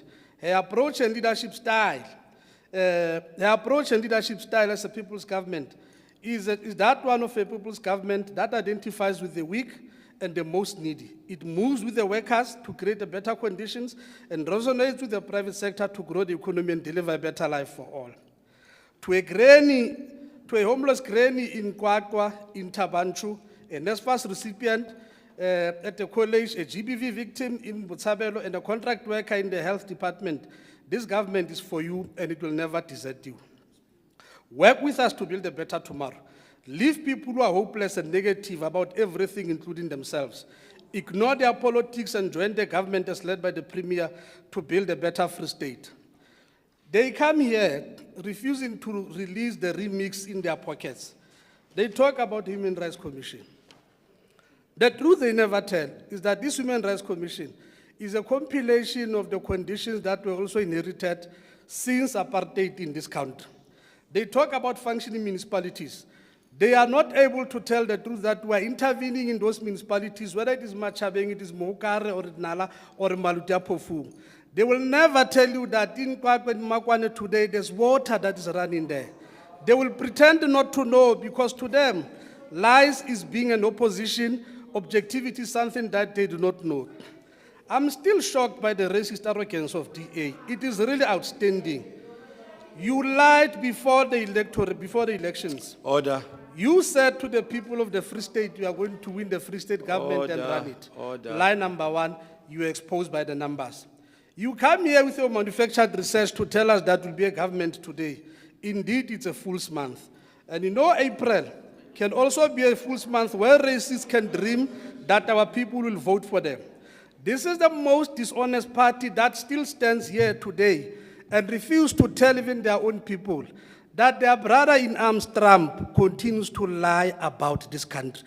They will never say so about Bas Trump because he's their man. They come and speak here about a budget, confusing oversight with monitoring and evaluation. The legislature does oversight. Monitoring and evaluation is a function of the executive. That's why we've got the National Department of Monitoring and Evaluation. The lie you want the people of the Free State to believe. You want them to believe that we must give you money so that you can go around parading and telling lies as opposed to allowing this government to deliver. Allow the Free State government to deliver. That money has gone to where it belongs to. It shall never again that the party of 20% continue to confuse our people. If for people who are also academics, they can run the country with 20%, we have got to go and relook at their papers. It is very difficult for them to tell the truth. We have got to tell the people of the Free State, nothing in the eyes of the DA, if it is not led by a white DA leader, is good. Everything that is led by a black government, a black person, it is bad. That is why when you walk in the suburbs at night, there's a black person today alone. The madam calls the police because they think you are a criminal. With the same mentality, they stand here that everything we touch is corruption. They will never tell about the corruption in the Western Cape where people are arrested. They will never speak about the Western Cape that has lost 200 million in housing in this country. They will never say so. So DA, your racist arrogance has got to be exposed. In terms of what we came to tell about the premier here, you came to confuse, the budget of the premier with the report of the AG. You've got portfolio committees to go and do that. Here, we're strengthening this office to make sure that it is able to execute the leadership role of government. It is painful to acknowledge, like I said, that under the apartheid, there was no Waterfall Mall. It is painful to explain. There was no Mimosa Mall. That yours that you see today, it was not like this under the apartheid. They've all been rebuilt by the African National Congress. It is painful for you to say the N1 you're driving on, we have built it as a democratic state. It is painful to say that we even fought for your own liberation to stand in the House and criticize government. Under the government of de Klerk and Malan, they would have arrested you. Thank you very much.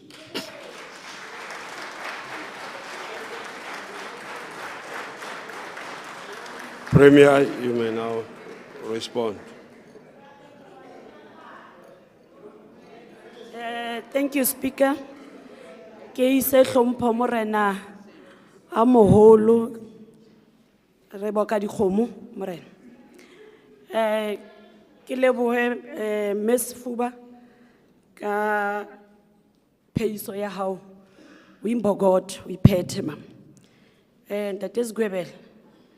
We ngoletse speech ba re na o sengoletse ke mang le wena ntate Mokoena o nkile dikarabo tsa ka kaofela empa ore pele ke qala ka hore most of the issues that were raised ke ntate Tlute aba ka ba ya back to Hansard and go through the speech ya me Dibulelo Manje. She answered all of what you've been raising today, so I can itshenyetsa nako with the minutes that I'm giving here just to respond to what you're saying. And indeed, that is like the issue of human rights violation. Its origin. So I'm not going to unpack that. But I'm interested. Ho araban ntate no abusang ali nosi. Ntate Jackal Senikaman. Ha o bona khone lo sherela bana ba bang. O dula ile ena fela a debate ntate Mokoena le ntate kana ke ntate o le bona ntate Mokoena ba babedi. Ke sa le ba feletsa o tla mona legislature.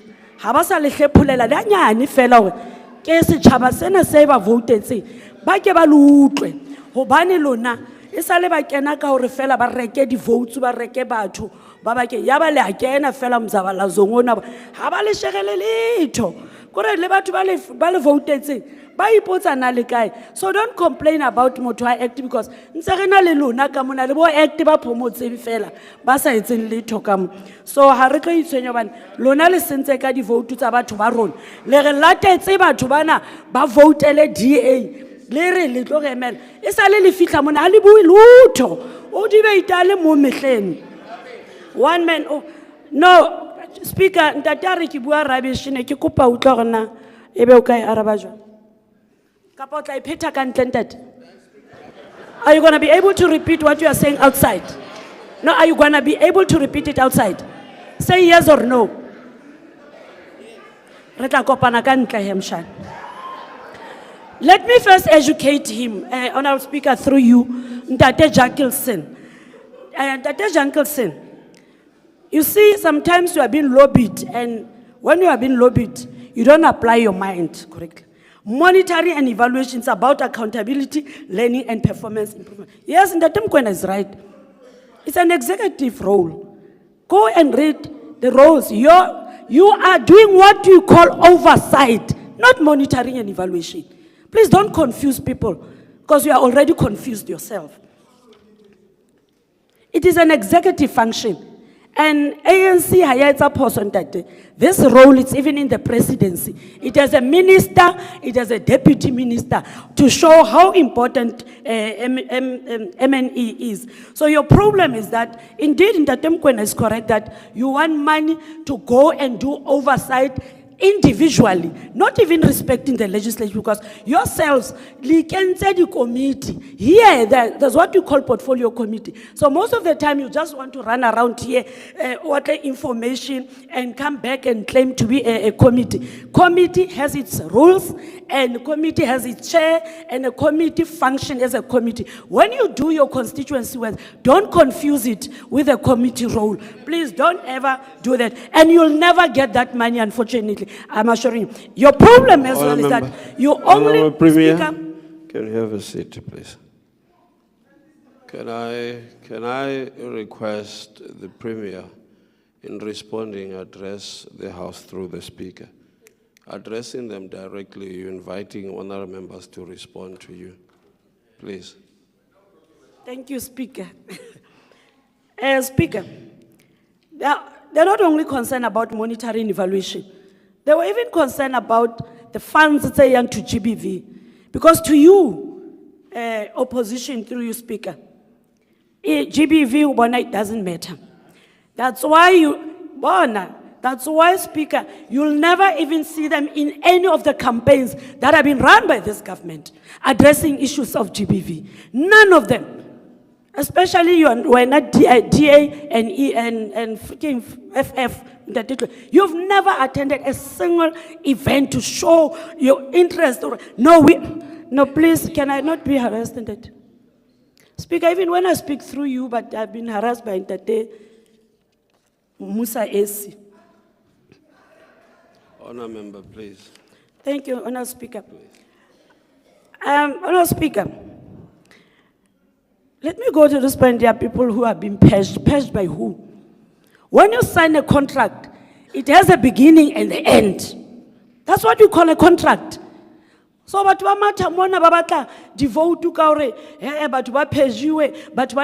when you sign as an individual, Speaker, and you enter into a contract. That contract is bind away na the employer how. So, how it got to an end? EFF. How it got to an end? That contract. Is it paging? It's not. It's not. No, you raise the issue here of paging of employees when the contract has come to an end. And the other issue, the training and capacitating the employees is there in the budget speech. What more do you want us to do? You raise even the issue, CFO in my office. That CFO is no more in that office. He's no longer in that office. Because you raised it as members here to say the CFO in the office of the Premier, Hana capacity, he's not even qualified. So he was moved. We're not going to be run by your feelings here. And EFF, Honourable Speaker, you can't come here and debate the budget of the Premier. Ntate Saki wa dreke yana motho wa house o tlo di beitang when Ntate Saki a tla mo a tlo present how batla o nkaisa matlo nna when this office is a coordinating department. No, he'll come and answer that during his budget. He'll come and answer that. Honour members, Speaker. Honour members, shouting does not make you clever. Shouting does not make you heard. You are not helping us as this institution. When you want to raise a point, please raise your hand and I'll notice you. Shouting like this is not helping us at all. It is not making...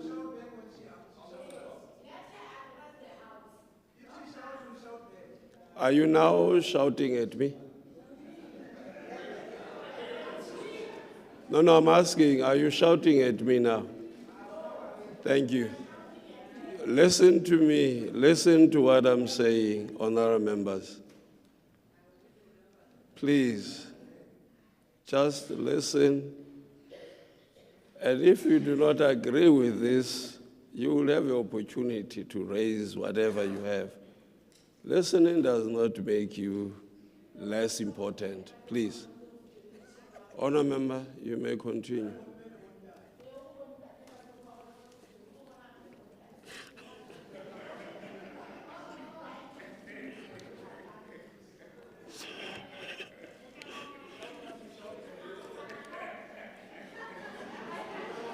Speaker,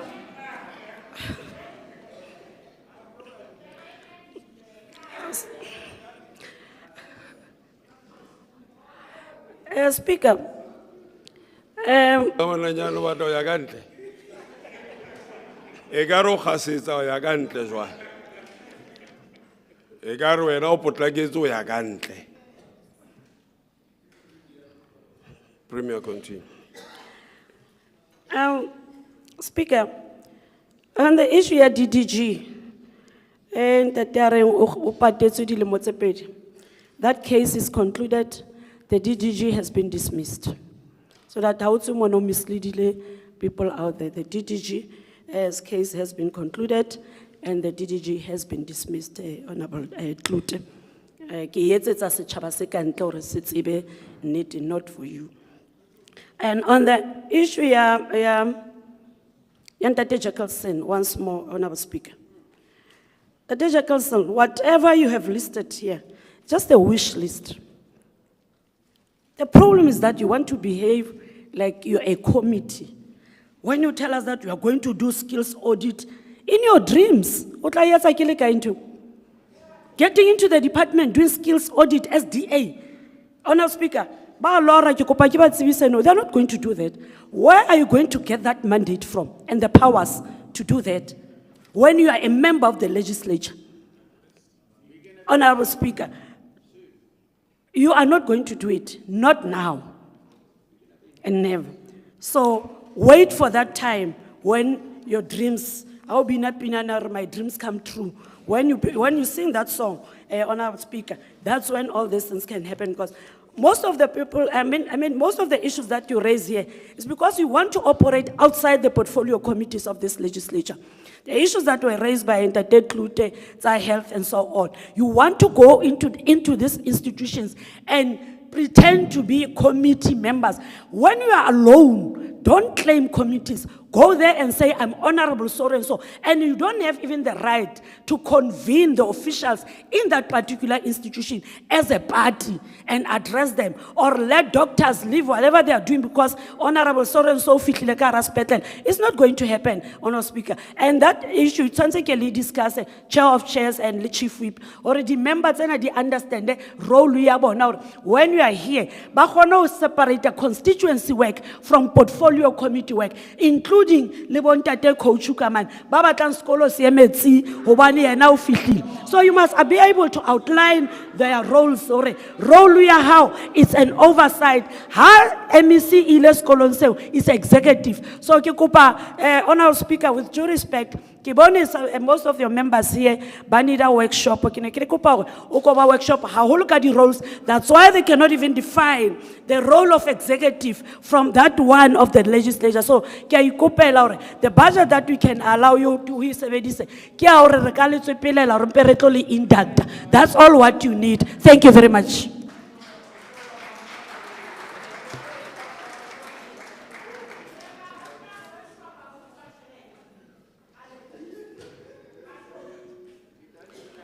The reply by Honourable Premier concludes the debate on Vote 1, Office of the Premier. The Secretary shall read motion 2. That the second reading debate on the appropriation bill, B3 of 2025, be continued. Vote for Free State Provincial Treasury. The vote before the House is vote for Free State Provincial Treasury. The Honourable MEC Ntate Makume may now address the House.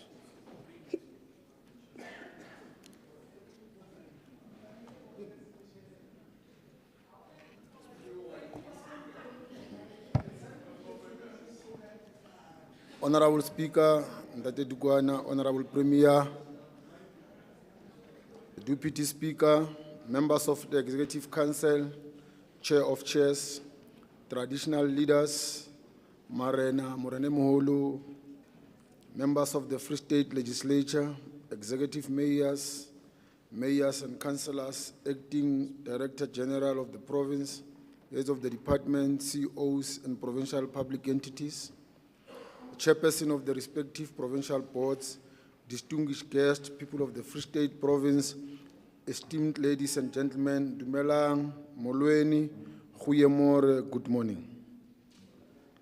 Honorable Speaker, as we commemorate the 31st years of freedom, we are reminded that democracy is not an event, but a journey, a continuous process that must be nurtured, deepened, and translated into real and lasting change in the lives of our people.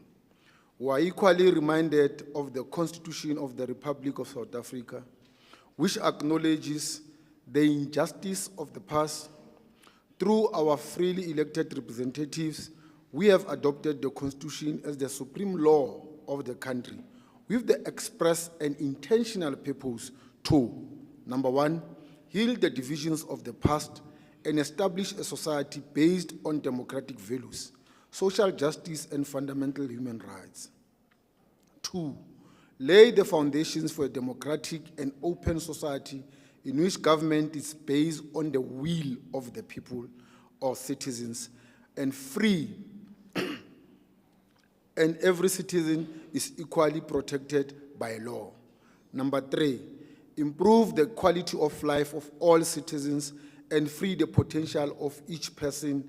And lastly, to build a united, democratic South Africa able to take its rightful place as a sovereign state in the family of nations. This month, we pause to reflect on the progress we have made as a province and a country. We also take the opportunity to re-examine the work that lies ahead as we strive to build a more just, equitable, and prosperous society. Honorable Speaker, economic freedom is a fundamental to human dignity. For millions of our people, the true measures of freedom lies in access to economic opportunities, quality services, and an enabling environment in which they can thrive.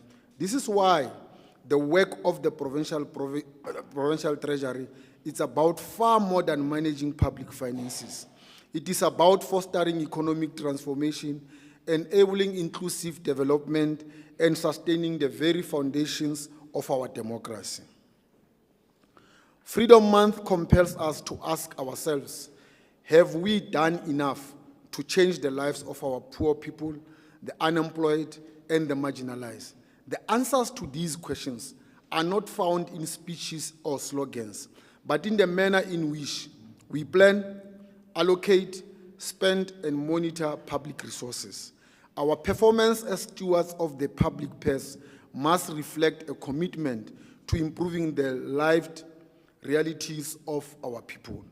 As custodians of the provincial fiscus, our sacred duty is to ensure that freedom is not undermined by wasteful expenditure, corruption, or inefficiency.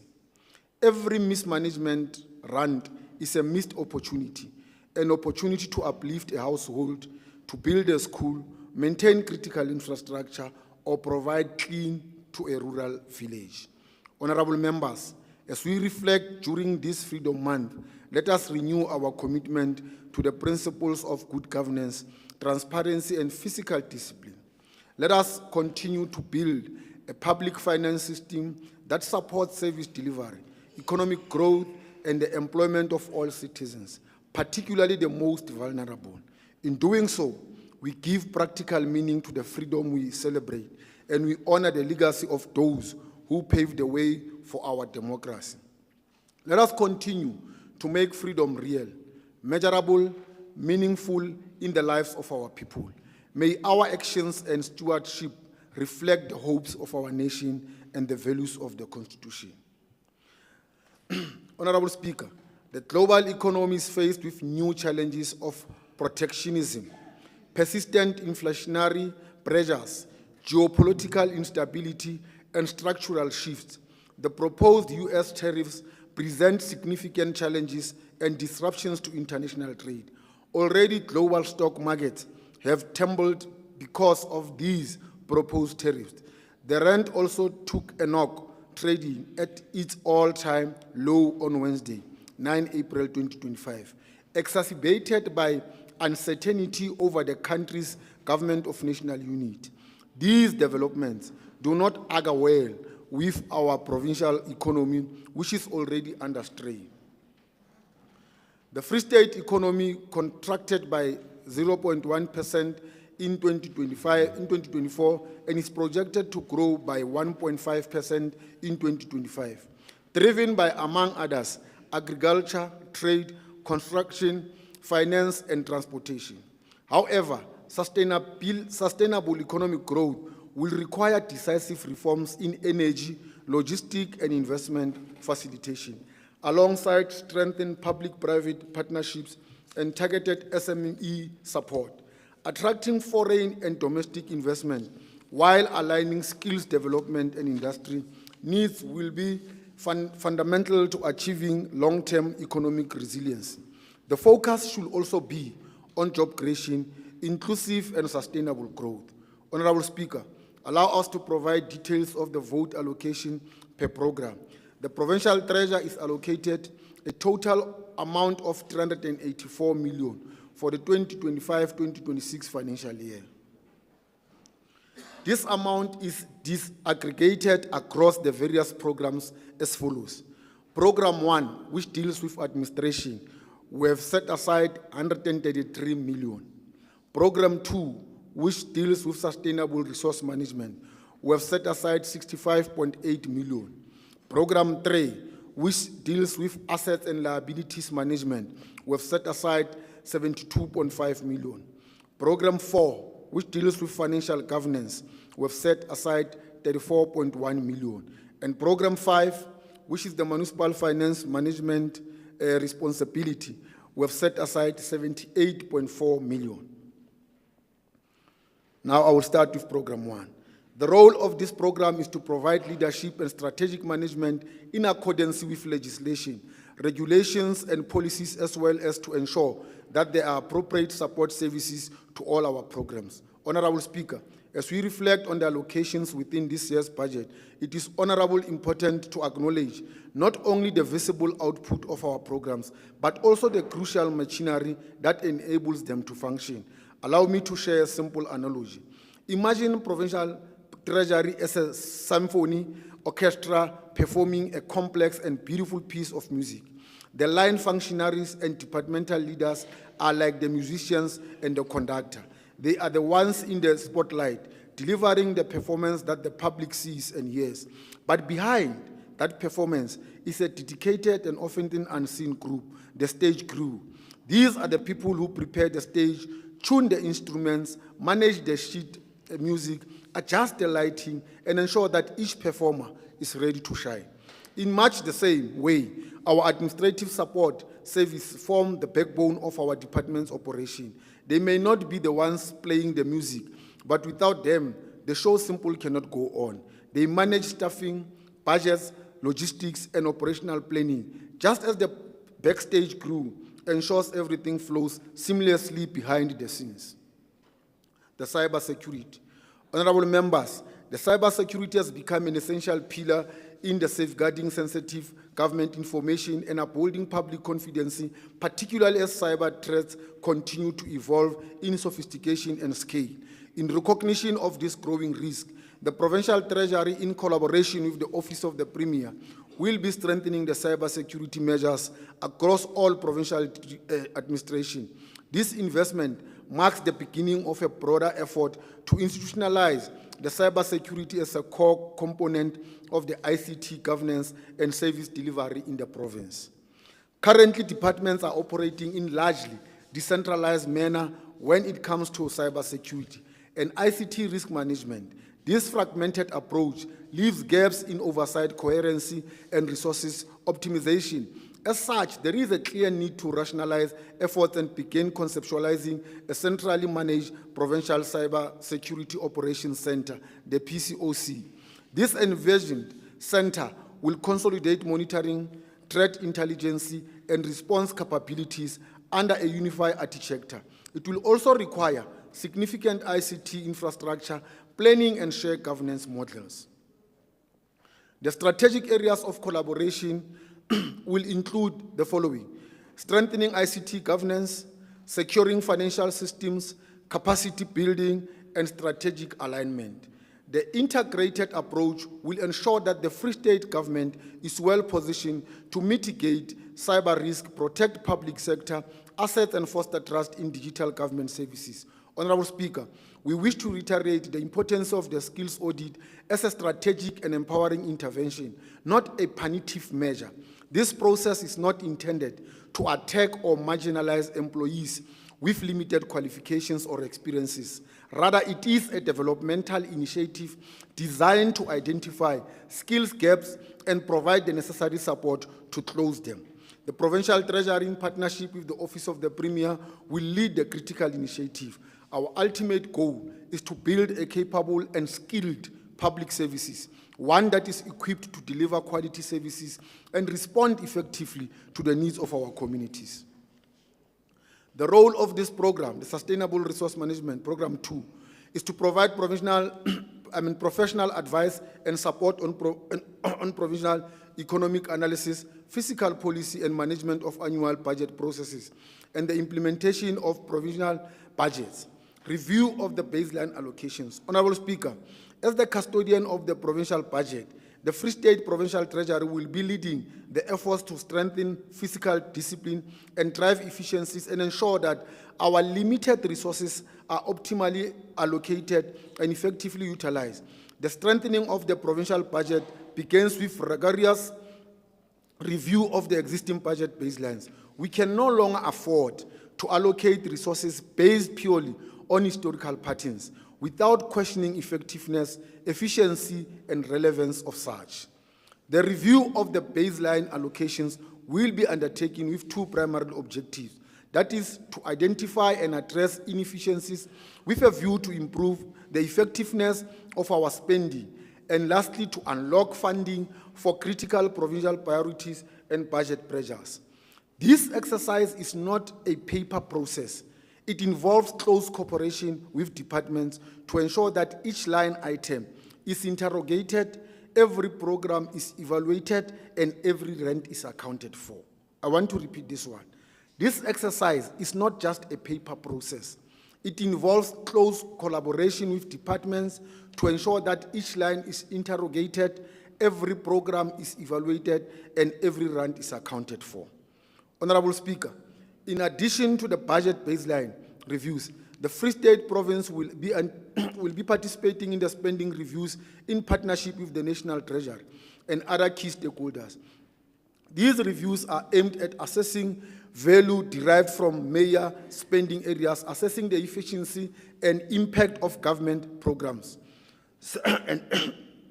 and identifying opportunities for cost saving without compromising service delivery. Basically, these spending reviews represent a shift from compliance-based budgeting to performance-informed budgeting, a key pillar of sustainable fiscal reform.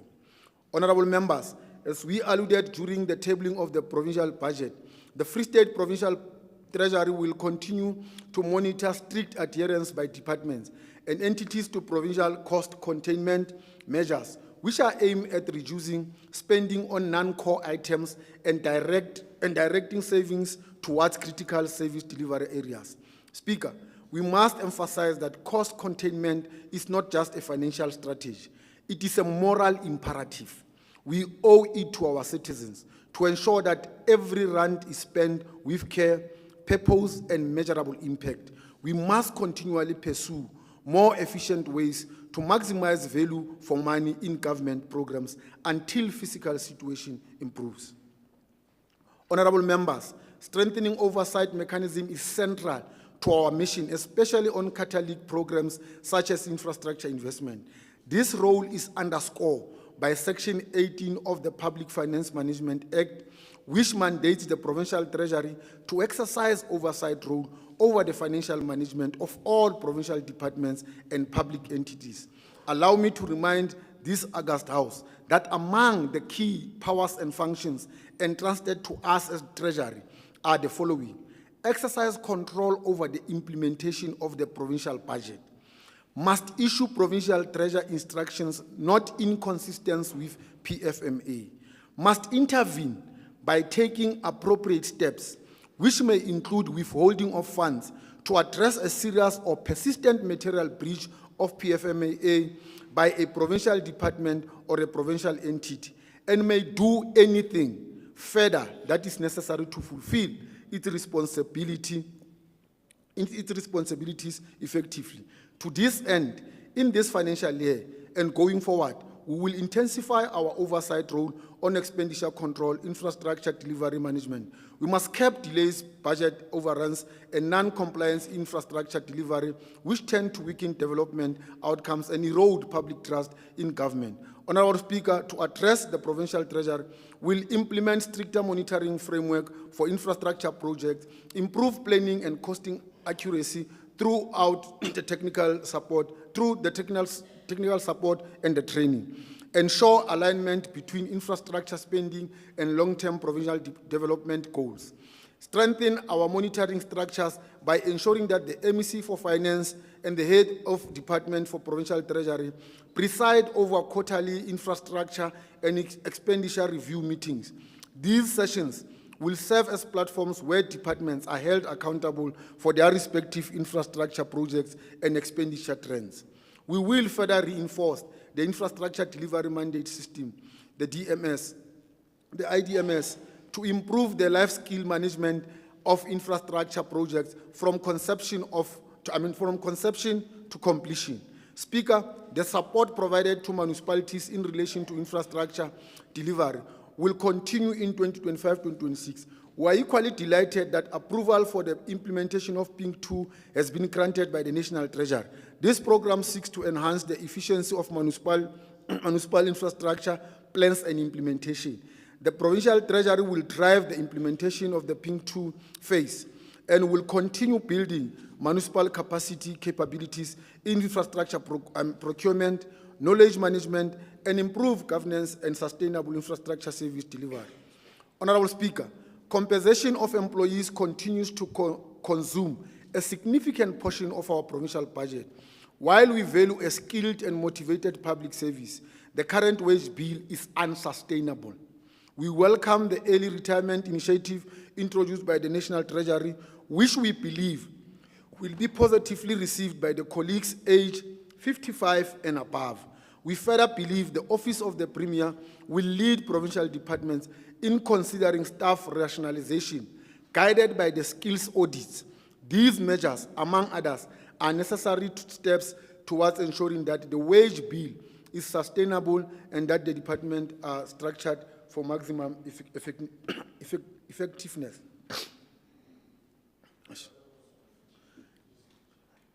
In the last year's vote speech, we emphasized the urgent need for the province to enhance own revenue mobilization capabilities. Honorable members, today we are proud to report that these efforts have yielded encouraging results. We have registered significant improvements in revenue collection.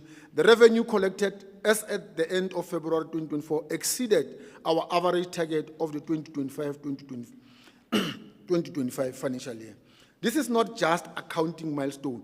It is a sign of improved compliance, enhanced governance, and an emerging culture of accountability across our revenue-generating institutions. However, we must be realistic. Transfers from national fiscus are no longer sufficient to fund all our provincial priorities. While we are grateful for these allocations, they are increasingly constrained by national economic pressures and cannot alone drive the transformation we envision for the Free State. We must accelerate our efforts and expand and strengthen our own revenue base, not as an optional reform, but as a strategic imperative. Honorable Premier, we are not only safeguarding our fiscal integrity, we are laying a foundation for a more self-reliant and self-resilient province. Every rand collected is a step towards a better road better hospital, safer community, and growing economy that benefits all. The decision-making is informed by research, is essential for effective governance, sound policy development, strategic planning, and efficient budgeting. We are pleased to report that in 2024, we hosted a highly successful research colloquium featuring exciting and insightful presentations from young and old academics at the Central University of Technology and the University of the Free State, as well as other established researchers. In the current financial year, we are proud to continue this important initiative and will once again host the annual Provincial Research Colloquium in partnership with CUT and UFS and other stakeholders. Speaker, in addition to the research colloquium, the Provincial Treasury will publish the Socio-Economic Review and Outlook, the Municipal Economic Review and Outlook, and the Medium-Term Budget Policy Statement for the province, which we believe will assist our stakeholders in executing their respective works. The role of this program is to provide, program 3, is to provide policy direction, facilitate effective and efficient management of assets, liabilities and financial management system, and procure transversal and cross-cutting goods and services. The 30-day payment. The financial capacity of our provincial departments and entities has experienced notably deterioration over the past 2 financial years. This decline is evidenced by the persistent challenges of the Free State provincial departments and entities face in meeting their obligations to pay suppliers within the prescribed 30-day period. Accruals from previous financial years continue to rise annually. This has been further compounded by inadequate cash flow, which has, in turn, resulted in the ability of some departments and entities to honor payments owed to suppliers from prior financial years. These mounting obligations have exerted significant pressure on the current department and the budgets. The Free State Provincial Treasury remains steadfast in its oversight role. We will continue to closely monitor the performance of all departments and public entities, particularly their compliance with the 30-day payment requirement. Furthermore, we are committed to providing the necessary support and guidance to help departments address and resolve the root causes of non-compliance. Unethical behavior. In response to unethical behavior and alleged corrupt practices within our governance system, particularly instances where certain officials have reportedly demanded payments or so-called toll gates from suppliers, the Free State Provincial Treasury has over the years implemented robust grievance processes. These mechanisms enable suppliers and stakeholders to report unethical conduct and suspected corrupt activities within the provincial government framework. This reporting system ensures that the relevant accounting officers are empowered to investigate allegations, hold implicated individuals accountable, and enforce consequence management where necessary. Such measures reflect our continued commitment to promoting integrity, transparency, and ethical governance. The verification of staff or headcount. To address the persistent issue of verification of staff, the Free State Provincial Treasury is mandated to manage and maintain the PESAL system within the province. As part of this mandate, the Treasury provides technical support across all transversal systems and continue to build capacity within provincial departments to ensure these systems are used efficiently and effectively. To help departments align their personnel compensation budgets with the actual staffing reflected on PESAL system, the Treasury is committed to assisting with the implementation of headcount exercise. This strategy is critical tool to ensure that personnel budgets correspond with verified staffing structures, enabling departments to plan and make decisions based on the accurate and reliable workforce data. Honorable members, as we highlighted during the tabling of the provincial budget speech, the Provincial Treasury and the Office of the Premier, in collaboration with other departments, will spearhead a campaign under the theme, "Where is who and who is where?" This initiative aims to accurately verify the placement and the existence of personnel across provincial administration Through this campaign, we intend to identify and significantly reduce the number of possible ghost employees within the system, thereby promoting efficiency, accountability, and the prudent of the use of public resource. Program 4. The role of the financial governance program is to promote accountability through substantive reflection of financial activities of the province, as well as compliance with financial norms and standards. Honorable Speaker, all provincial departments, public trading entities, and other funds submitted the required documents related to the annual financial statements in terms of Section 40 and 55 of the PFMMA by the end of May 2024 to the Auditor General. We are pleased to announce that for the first time in 9 years, the provincial PFMA audit outcomes had no adverse or disclaimer audit opinion. 10 of the 13 provincial departments, that including legislature, were able to obtain either a clean or unqualified audit with opinion for the 2023-2024 financial year. The audit outcomes for the 2023-2024 financial year again showed a slight improvement, with provincial treasury, legislature, and housing fund obtaining unqualified with no findings. It means it's a clean audit opinions, while 2 departments, namely sports, arts, culture and recreation, as well as human settlement, improved from qualified audit opinion to unqualified with findings audit opinions. Free State Development Corporation has improved from adverse or to a qualified audit opinion. Honorable Speaker, to enhance the quality of the annual financial statement and to consequently quality of consolidated financial statements in the 2023-2024 financial year, the Provincial Treasury has embarked on a number of initiatives, which amongst others includes the following: the quarterly interim financial statements of all departments, biannual financial of public entities, trading entities, the housing fund, and the legislature were assessed, and detailed assessment reports were provided by the accounting officers and CEOs with clear guidance on ratifications to be done. Monthly assessments letters are issued to the department heads and CEOs of the entities on the key control metrics, and monthly and quarterly combined reports are submitted to the MEC, Finance, Tourism and Economic Development, to forward the executive authorities for intervention if required, and the assessment reports are also forwarded to the chief audit executives and chairpersons of audit committees for their information and enhancement of their oversight.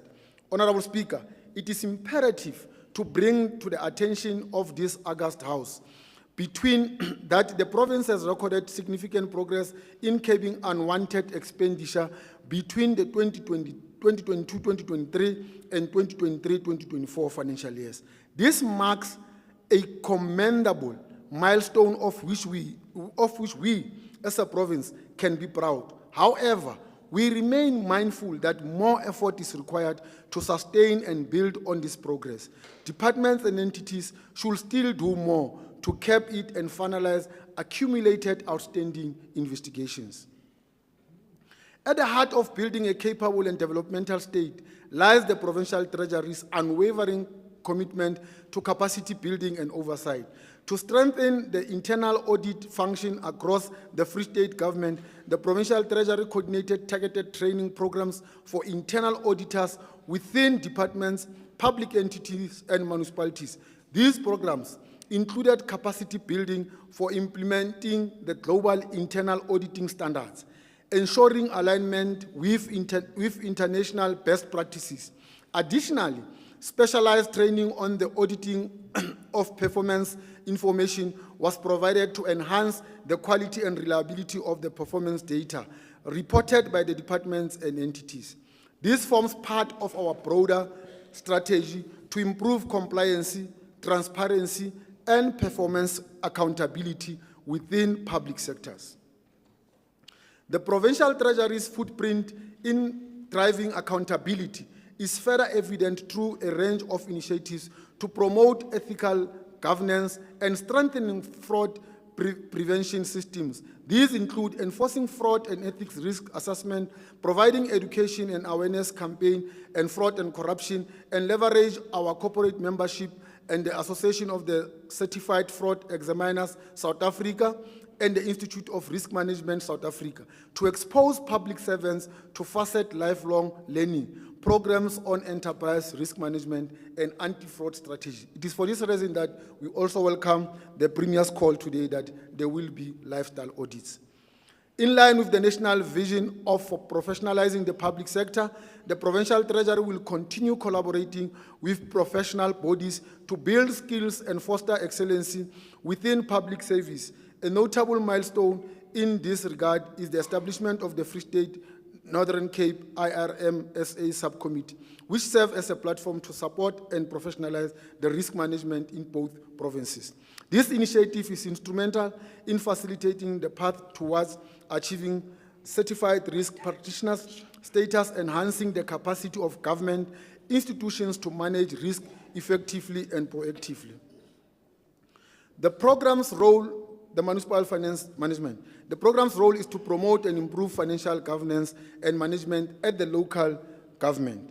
Honorable members, we align ourselves with the call by the Honorable President Cyril Ramaphosa during the State of the Nation address to review local government white paper to modernize and strengthen the local government sphere.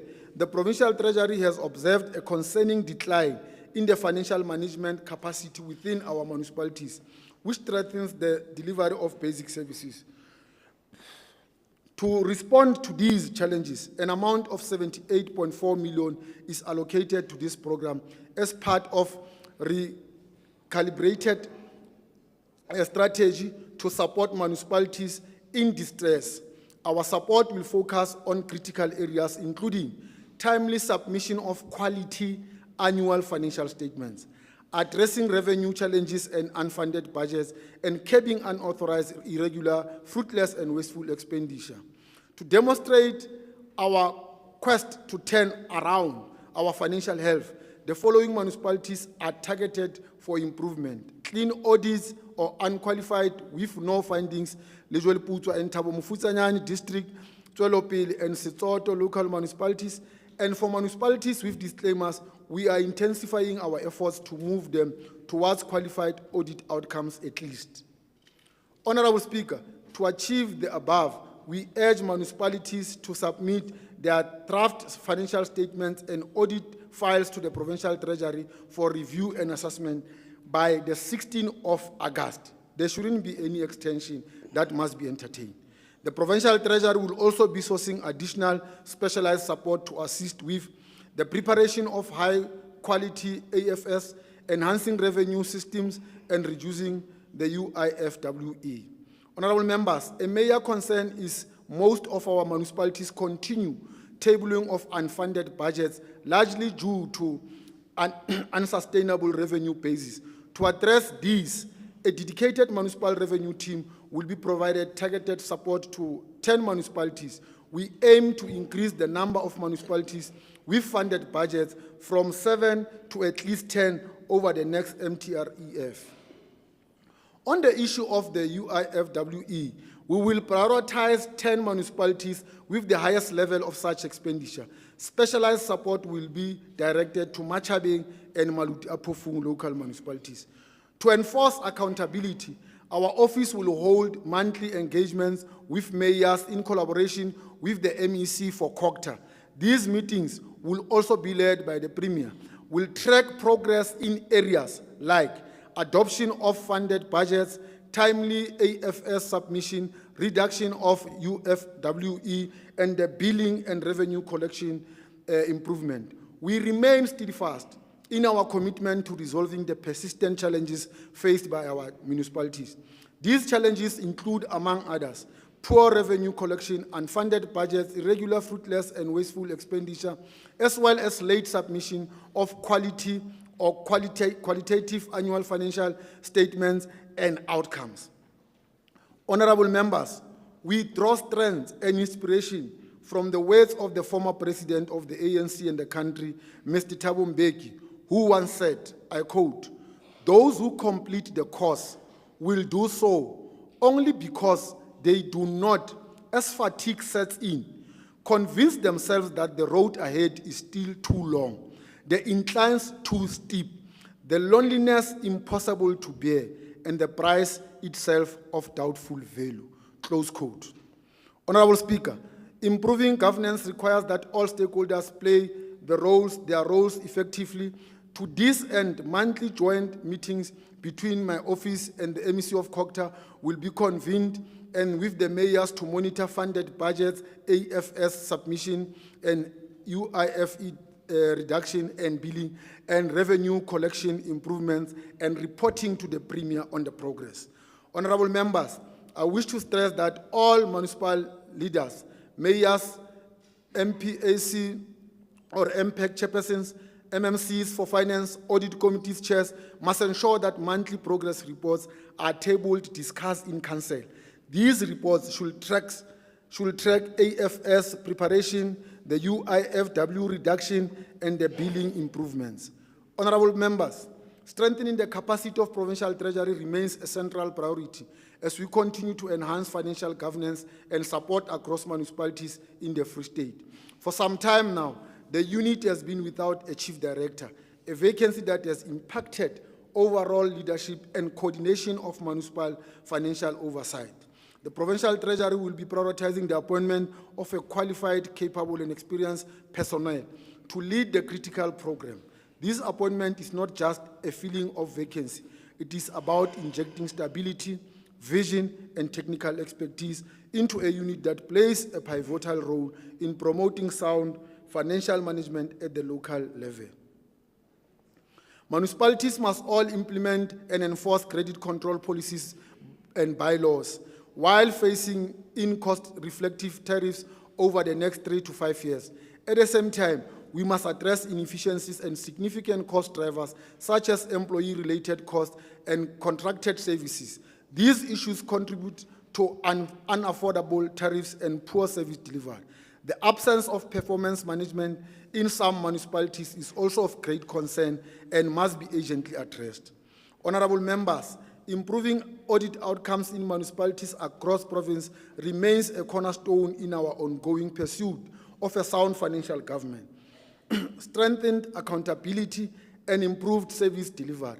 In this regard, the Provincial Treasury, working in close collaboration with the Office of the Premier and the Department of Corporate Governance, continue to play a vital role in supporting municipalities in enhancing their financial management systems and institutional oversight. The coordinated effort ensures that municipalities are better positioned to meet audit standards, enforce financial controls, and adopt governance practices that are both sustainable and compliant. In line with this objective, the Honorable Premier has proactively engaged with the Mangaung municipality despite its status as a non-delegated municipality in a concerted effort to improve its audit outcomes. These engagements, held in collaboration with the Auditor General, served as a platform for the AGSA to provide comprehensive feedback on the Metro audit performance and highlight specific collaborative actions that must be undertaken to address the identified outcome. Furthermore, the engagement provided an opportunity to review the progress made in implementing the financial recovery plan, which remains a critical intervention to restore financial stability and operational effectiveness in that metro.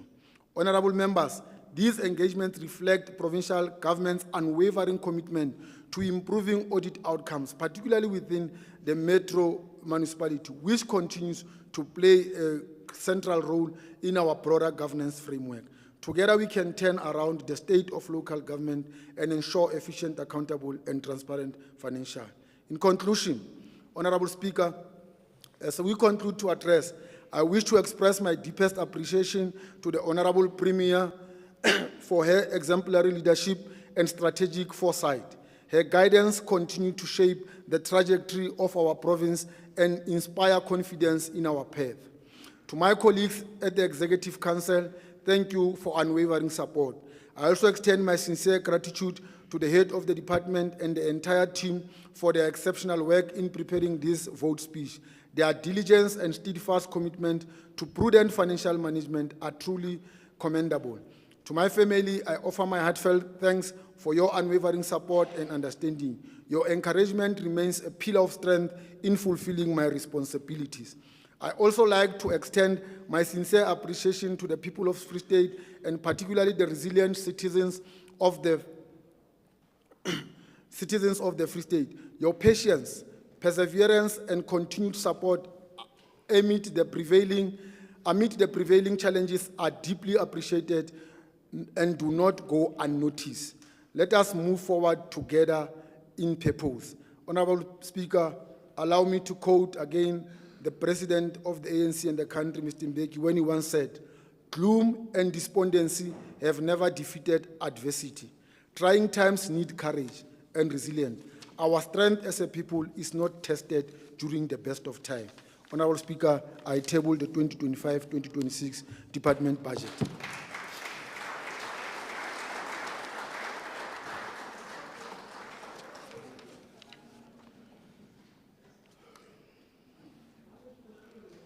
We proceed now to debate on the Honorable MEC's presentation of the budget vote of the Free State Provincial Treasury. Honorable Member Manche.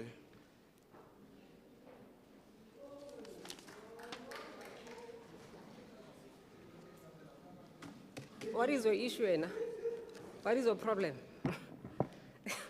Thank you very much, Honorable Speaker, Honorable Deputy Speaker of the Provincial Legislature, Honorable Premier Premier Lizoa Matai, Honorable members of the Provincial Legislature, members of the Executive Council, Marena rona o tla teng ka kwano ke le hlomphile, bo majoro makhansela go tla ka kwano.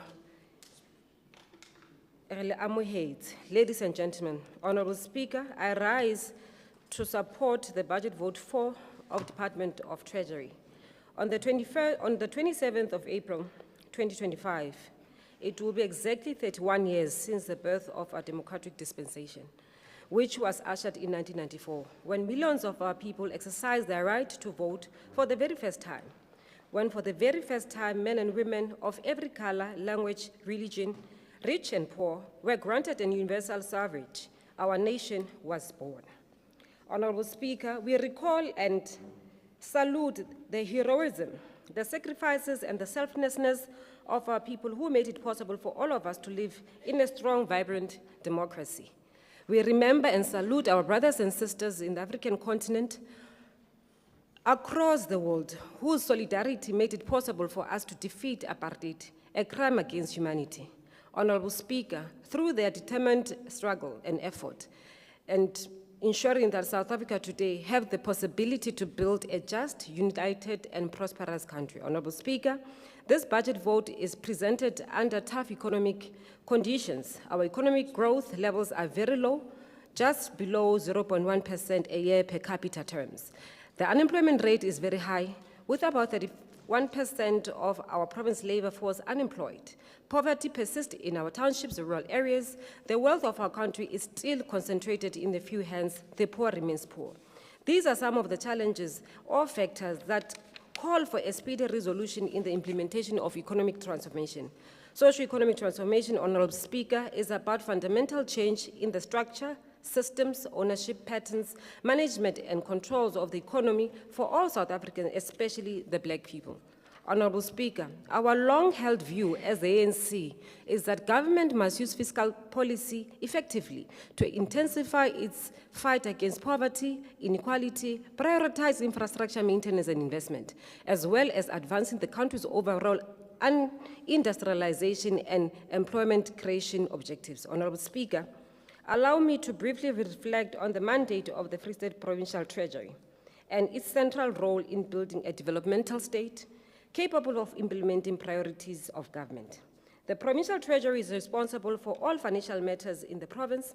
It is the duty of Provincial Treasury to ensure that provincial budget and budgetary processes promote transparency, accountability, and effective management of the economy. Honorable Speaker, in broad terms, this implies that Treasury must discharge its responsibility to facilitate a process where the state creates enabling environment for inclusive economic growth and job creation that will not only allow business to thrive, but also to ensure that services are effectively delivered to our people. We strongly believe as the ANC that this department must play a significant role and must have the necessary capacity in terms of human capital in order to ensure that government systems is fully functional and its service delivery machinery funded responds to the needs of the citizen. Honorable Speaker, we make this point precisely because Provincial Treasury supports 9 sister departments and 24 municipalities along 7 provincial entities, including the legislature and external stakeholders. The Provincial Treasury faces rising pressure to provide fiscal and technical support to these partners as they respond to ongoing increases in demand for public services within limited resources in envelope. This continues to place added mandate on the provincial budgeting and financial management processes. Specifically, demand for developmental and infrastructure-related response are also placing pressure on supply chain and asset management system and elevating the importance of effective financial governance and oversight to ensure optimal resource use. These pressures require Provincial Treasury to continuously strengthen strategic, evidence-based public financial management practices. Within the Free State Province, our economy landscape is diverse, reflecting on blend of industries such as unique role driven through growth and employment. Honorable Speaker, from agriculture and mining to manufacturing and services, our province is endowed with rich potential and enduring resilience. However, we also face challenges such as unemployment, inequality, poverty, infrastructure constraints, which demands of us to provide innovative solutions and collaborative efforts from both the public and private sector. Honorable Speaker, understanding the economy realities of the Free State requires placing our province within the broader context of South Africa, a nation that, despite the abundant resources, is classified amongst the least developed countries. This classification highlights the shared economic challenges we face with other nations in this category, as we contend with the complexity of the global economic system. Each country in this group has its own distinct characteristics, yet all are united in the daunting task of overcoming systematic underdevelopment and thriving towards sustainable prosperity. A significant feature of the Free State economy evolution is the rise and growing influence of the finance sector. This development is not an isolated occurrence, but part of the larger global trend towards financialization, where financial services and institutions increasingly drive economic activities and shape growth patterns. The expansion of the financial sector presents both opportunities and challenges.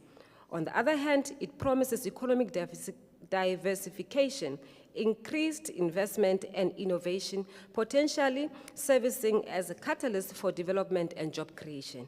On the other hand, it requires careful management to ensure that the benefits of financial growth are equitably distributed and that the economy remains resilient to global financial fluctuations. Honorable Speaker, transition from underdevelopment to a more prosperous state necessitates harnessing the potential of the finance sector while addressing the structural barriers that impede progress. This includes or involves investing in education, infrastructure, technology, fostering an environment conducive to entrepreneurship, and implementing policies that promote inclusivity and sustainable growth. Honorable Speaker, the economic journey of the Free State reflects the broader challenges and opportunities faced by at least developed countries globally. By strategically leveraging the rise of the financial sector, we can pave the way for a more equitable and prosperous future, ensuring that our people share economic advancements we achieve. The Free State economy contributes about 4.9% towards the South African economy, or our GDP. And this share has been maintained since 2013 and has a bearing on the fiscal allocation to the province received through equitable share formula. This requires us to harness new synergies between private and public sector to tackle the blockages hindering economic growth in our province. The province is still or has a comparative advantage in agriculture, mining, electricity, and community services, while its stress index is slowly rising in the transport industry. We cannot afford to lose out on any private sector investment opportunity. Honorable Speaker, by challenging the resources and expertise of diverse stakeholders to efficiently address public needs, Triple Ps are essential game changer in addressing the country's many developmental and infrastructure challenges. MEC, we welcome the IDMS system. This system will not only assist in making sure that we monitor and implement our projects as expected, but it will also ensure that we've got a reliable asset register. Honorable Speaker, these projects include hospitals, transport, roads, tourism, office accommodation, as well as agro-processing, the provincial industrial parks, the discovery of natural gas that has recently been done in Lejolipuza, and the development of provincial green economy. Of all this, we must be aware, or we must undertake the fact that sole objective of addressing current gaps in terms of capacity, enhancing service delivery, boosting economic growth, and fostering sustainable development for our communities. Allow me, Honorable Speaker, to conclude this budget vote, or the support to the budget vote by the MEC, by reminding ourselves that the provincial treasury needs to play an important role in holding a mirror to ourselves, helping us to reflect on policies we must pursue and with vigor to rise our growth. Over and above that, we would have to improve our standards of living and recognize and understand the cost imposed on all of us by the scourge of poverty. Honorable Speaker, while we endorse this particular budget vote and support the Department of the Premier as well as the Department of Treasury, it must be noted that while playing this important role, Premier, by provincial treasury, it should also recognize that they are not beyond reproach. All, like other departments, were equal, and they must be bound by the same regulation and prescripts. Thank you very much, Honorable Speaker.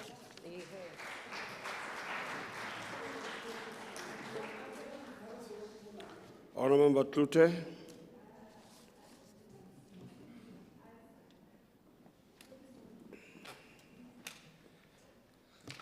Thank you, Honourable Speaker. Who is where and where's who? The MEC is playing hide and seek. I would never thought I'd hear the MEC playing hide and seek. Who's where and where's who? I will focus on Program 5, the Municipal Finance Management, which aims to, and I quote, improve the state of financial governance and management of local government. In simple terms, we spend money to help municipalities manage their money better. So how's that going? Speaker, I've seen some of the 2023-2024 municipal audit outcomes. It's a mess. According to the Auditor General, municipal audit results have remained stagnant for the past 3 years, despite 71 million rand on reporting consultants. That's 16 million more than the previous year. Every single municipality has been classified as doing harm. And out of the 9 municipalities nationwide that failed to submit financial statements or submitted them late, 6 are from the Free State. Remember, if you don't submit, you cannot account for money spent. Now, MEC Mokoena says the poor performance stems from 2 things: a lack of qualified officials and delays in critical appointments. I agree, but for different reasons, MEC Mokoena. For 31 years, the ANC has diminished the talent pool by enforcing race-based laws that prioritize skin color over merit. Vacancies exist since ANC factions can't agree on which cadres to appoint with the most kickbacks. But there are solutions, Speaker. So let's start with oversight. Now, the Premier we just heard is on very dangerous terrain when she thinks she can dictate how oversight should be done. Speaker, she will not dictate or deter me from my constitutional responsibility to oversee her and the MEC sitting here. It's both disrespectful to the Speaker and to this institution, and the Constitution and the principle of separation of power. Only dictators operate in such a manner. We need meaningful oversight with real consequences, Speaker. Second, it's time to scrap affirmative action and BEE. We must build a capable state based on merit. Thank you. Can you take your... Isn't that it, Lord, willing to take a question from me? I'm finished. Thank you very much, Speaker. Thank you.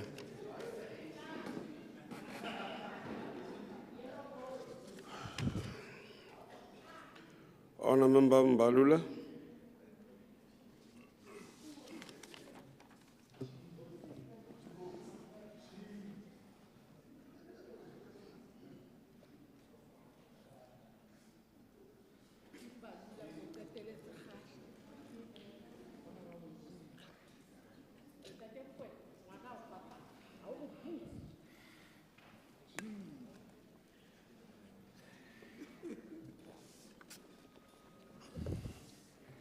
Honorable Speaker, Honorable Deputy Speaker, Honorable Chief Whip Ndate Khobane, Chair of Chairs Ndate Meku, esteemed members of this august House, Honorable Premier Makwin Letsoa Matai, Honorable colleagues in the Free State Executive Council, ladies and gentlemen of the media, basebeletsi ba mmuso bohle ba teng mo, marena rona le ona kaofela ha bona, bomme le bontate dumelang. I rise here today as a proud deployee of the African National Congress in full support of the budget vote speech for the Provincial Treasury. The Free State Treasury serves as a bedrock of prudent financial management, fiscal oversight, and good governance in our province. And so, this budget must be understood as a strategic instrument to enhance our efforts towards a developmental state that places our people right at the center of transformation. This is not just a budget. It is a progressive commitment that gives practical expression to the ideals of the National Democratic Revolution. It is pro-poor, it is aligned with the ANC-led government priorities, and most importantly, it places local government at the coalface of service delivery to ensure that basic needs of our people are met with speed and urgency. Honorable Speaker, this is a budget of the people, for the people. It is unapologetically biased towards the poor and the working class, in line with our historic mission to redress the injustices of apartheid, from which some amongst us here immensely benefited. This is what we mean when we talk about radical economic transformation, that is deliberate reordering of our economy and the state to address the basic needs of the majority of our people. This budget is aligned with the broader vision envisioned in the National Development Plan, as well as the Economic Reconstruction and Recovery Plan of our country. It responds to the clarion call to build a capable, ethical, and developmental state. Honorable Speaker, through this budget, the department clearly commits itself to ensure value for money, improved oversight, and accountability. It commits itself to rooting out fruitless and wasteful expenditure and ensuring that public resources are used to uplift our communities. We are happy that the budget, as presented by MEC Makume, correctly recognizes the centrality of the municipalities as a sphere of government that is closest to the people and thus located at the coalface of service delivery. The budget rightly places a particular emphasis on building capacity at the local government level to ensure that municipalities are well-resourced, well-governed, and able to drive integrated development across. We commend the department for its targeted support in ensuring compliance with 30-day payment according to the PFMA.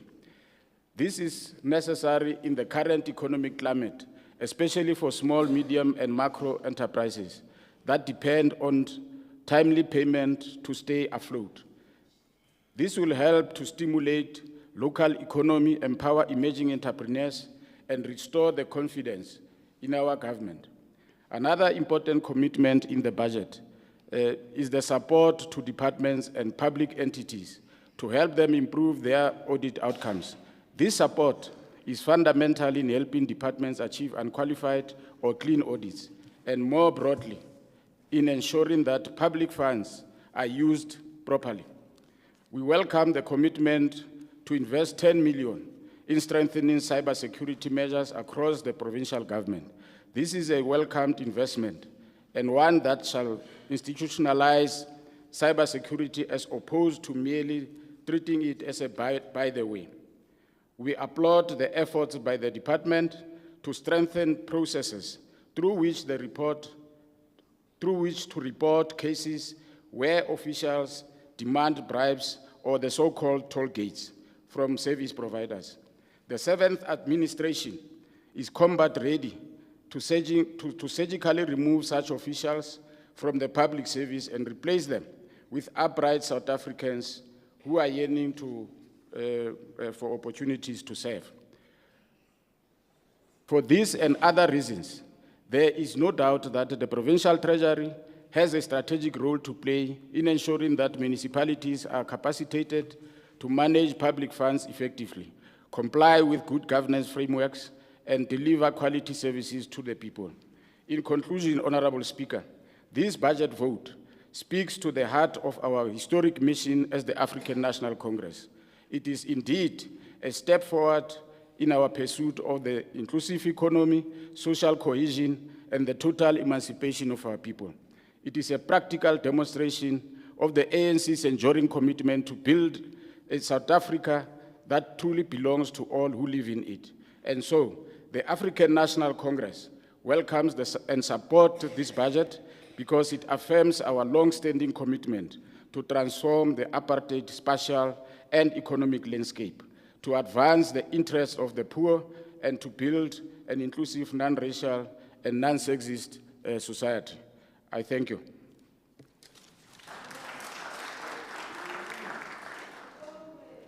Honorable Msimang, can you switch off that mic, please? Honorable Msimang, switch off that mic. Mic one.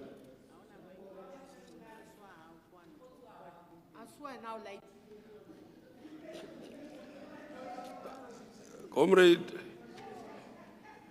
Nanyani, hela, me, agakopa wena, ke kopa ntate a switchetse off, la o sa laetwa ke ena.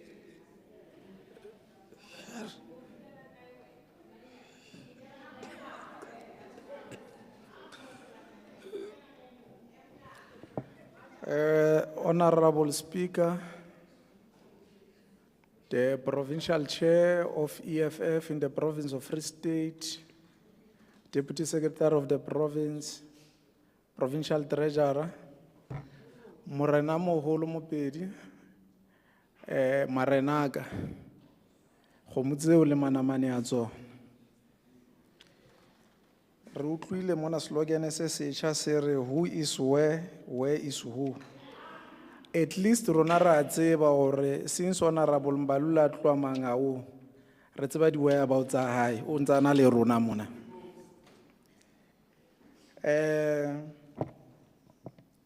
Honorable Speaker, re na le mathata. For the past 8 years, Masilonyane has been getting disclaimer. For the past 5 years, Malutapofu has been getting a disclaimer. Get lo ibo fihlele be ke yena because a le hloya o ilukisa. Like about 10 years get la dula ke ibu. For the past 3 years, Nketwana has been getting a disclaimer. And we have heard this rhetoric, Missy.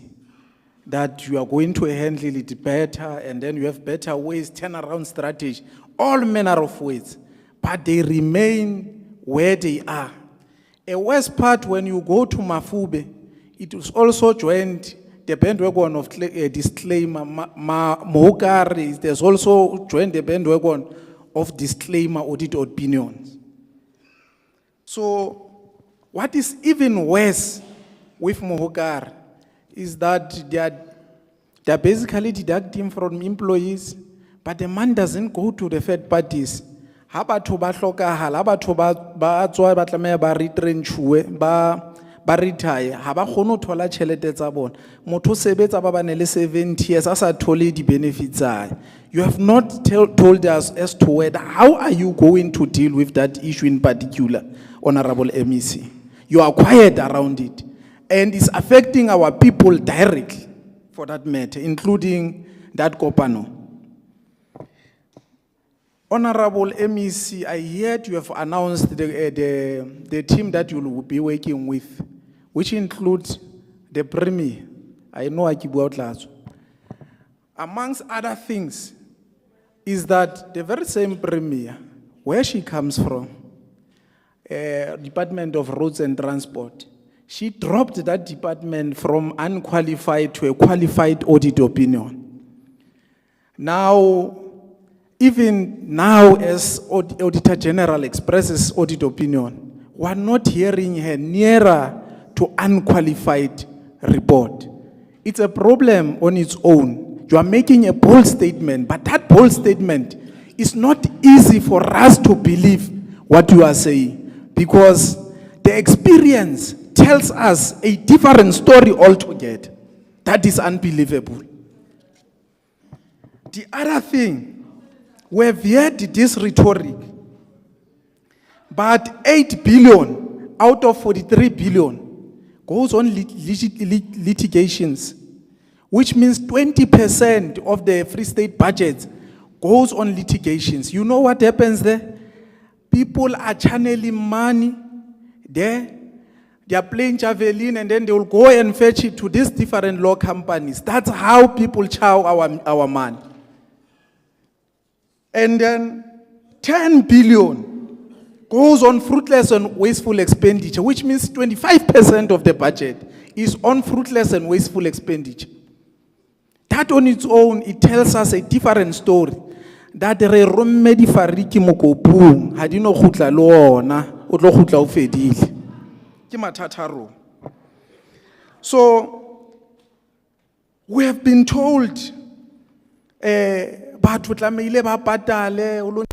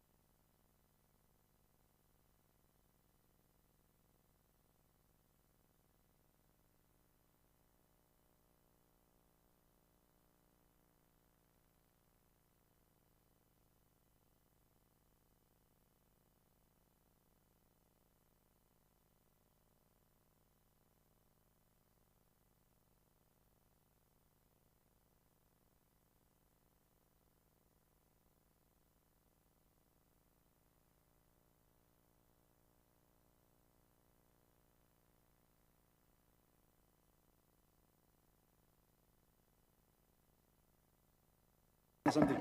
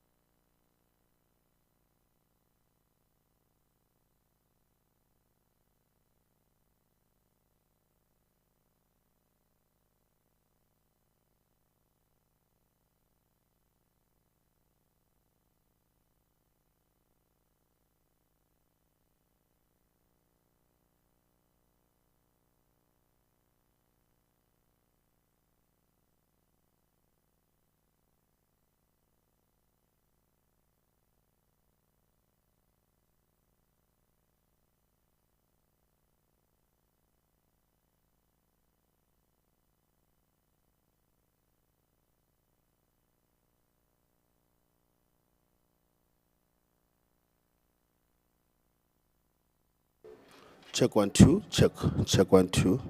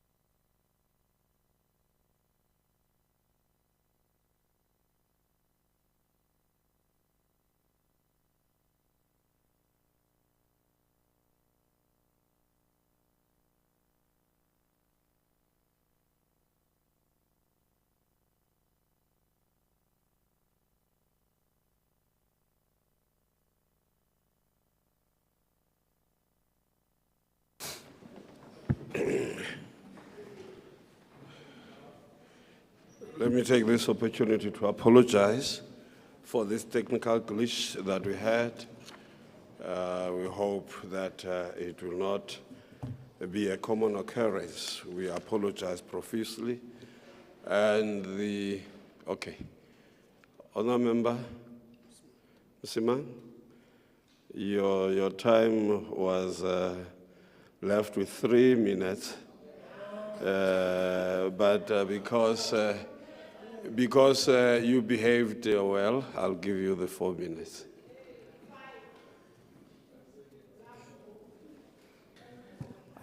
Thanks, Honorable Speaker. Therefore, Honorable MEC, it goes without saying that not every rand collected goes on service delivery. Others goes on javelin and then they will get it on the other side. That's how it happens. Honorable MEC,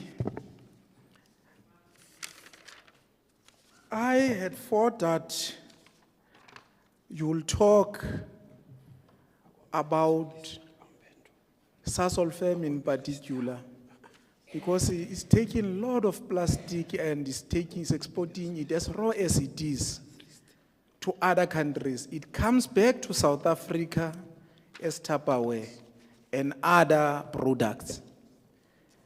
It's not Sasol firm taking plastic outside, Honorable MEC. It's Sasol taking our jobs that should be benefiting people of Free State, that should be benefiting people where you are coming from, MEC, for that matter. And as part of ensuring that there be economic growth, I had thought that you look on some of those things. Not only that, in South Africa, we're basically consuming billion chickens. Out of that billion chickens, 30 million is produced South Africa. 970 million chickens were importing it from outside. It tells you that's where a lot of jobs will be created if we can give it a clear focus. Let's check all things that we are using on daily basis. We are using Vascoms, we are using Vaslabs and other things on daily basis. Why don't we create jobs around such things that we are using on daily basis? So, Honorable MEC, let me attend to issues that all of you at the side of the ANC that you are fearing to correct. Because, like Dix, may his soul rest in peace, the hot vat had the bene ensemont can ni bluff ni, as thy one can bluff, the bene can eight fall and thy one can hongerford. Lena, the problem of correcting your own premier even when she's doing things wrong. It is wrong of premier to come here and put a bold statement that a legislature which must keep the executive accountable will be denied to do so because, amongst other things, they think that we'll go and do our oversight. She can't control our movements. We are hired to do so, and will definitely do so without fear and or favor, and will not accept that behavior. And to go to an extent that are wrong way. Who has sent Honorable Jankelson to raise those views? She must, if she wants to fight the speaker, she must fight the speaker in our absence. There's no way we are getting in their cat fights. So, moving forward, you need to be a decisive MEC if these things are really to pull through. If you are not prepared to be decisive, I can tell you everything that you have planned is going to collapse in your face.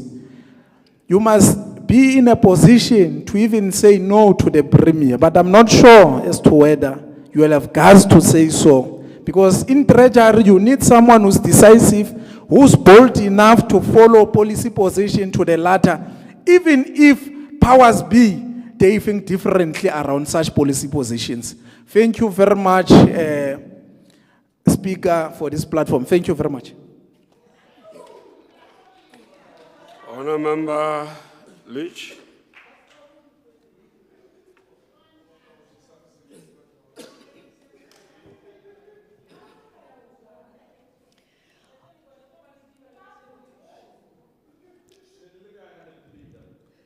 Honourable Member Leach, you may continue. Thank you, Honorable Speaker. Honourable Member Manje, ke bona ekare o ka lo dula ka ntle haufinyane.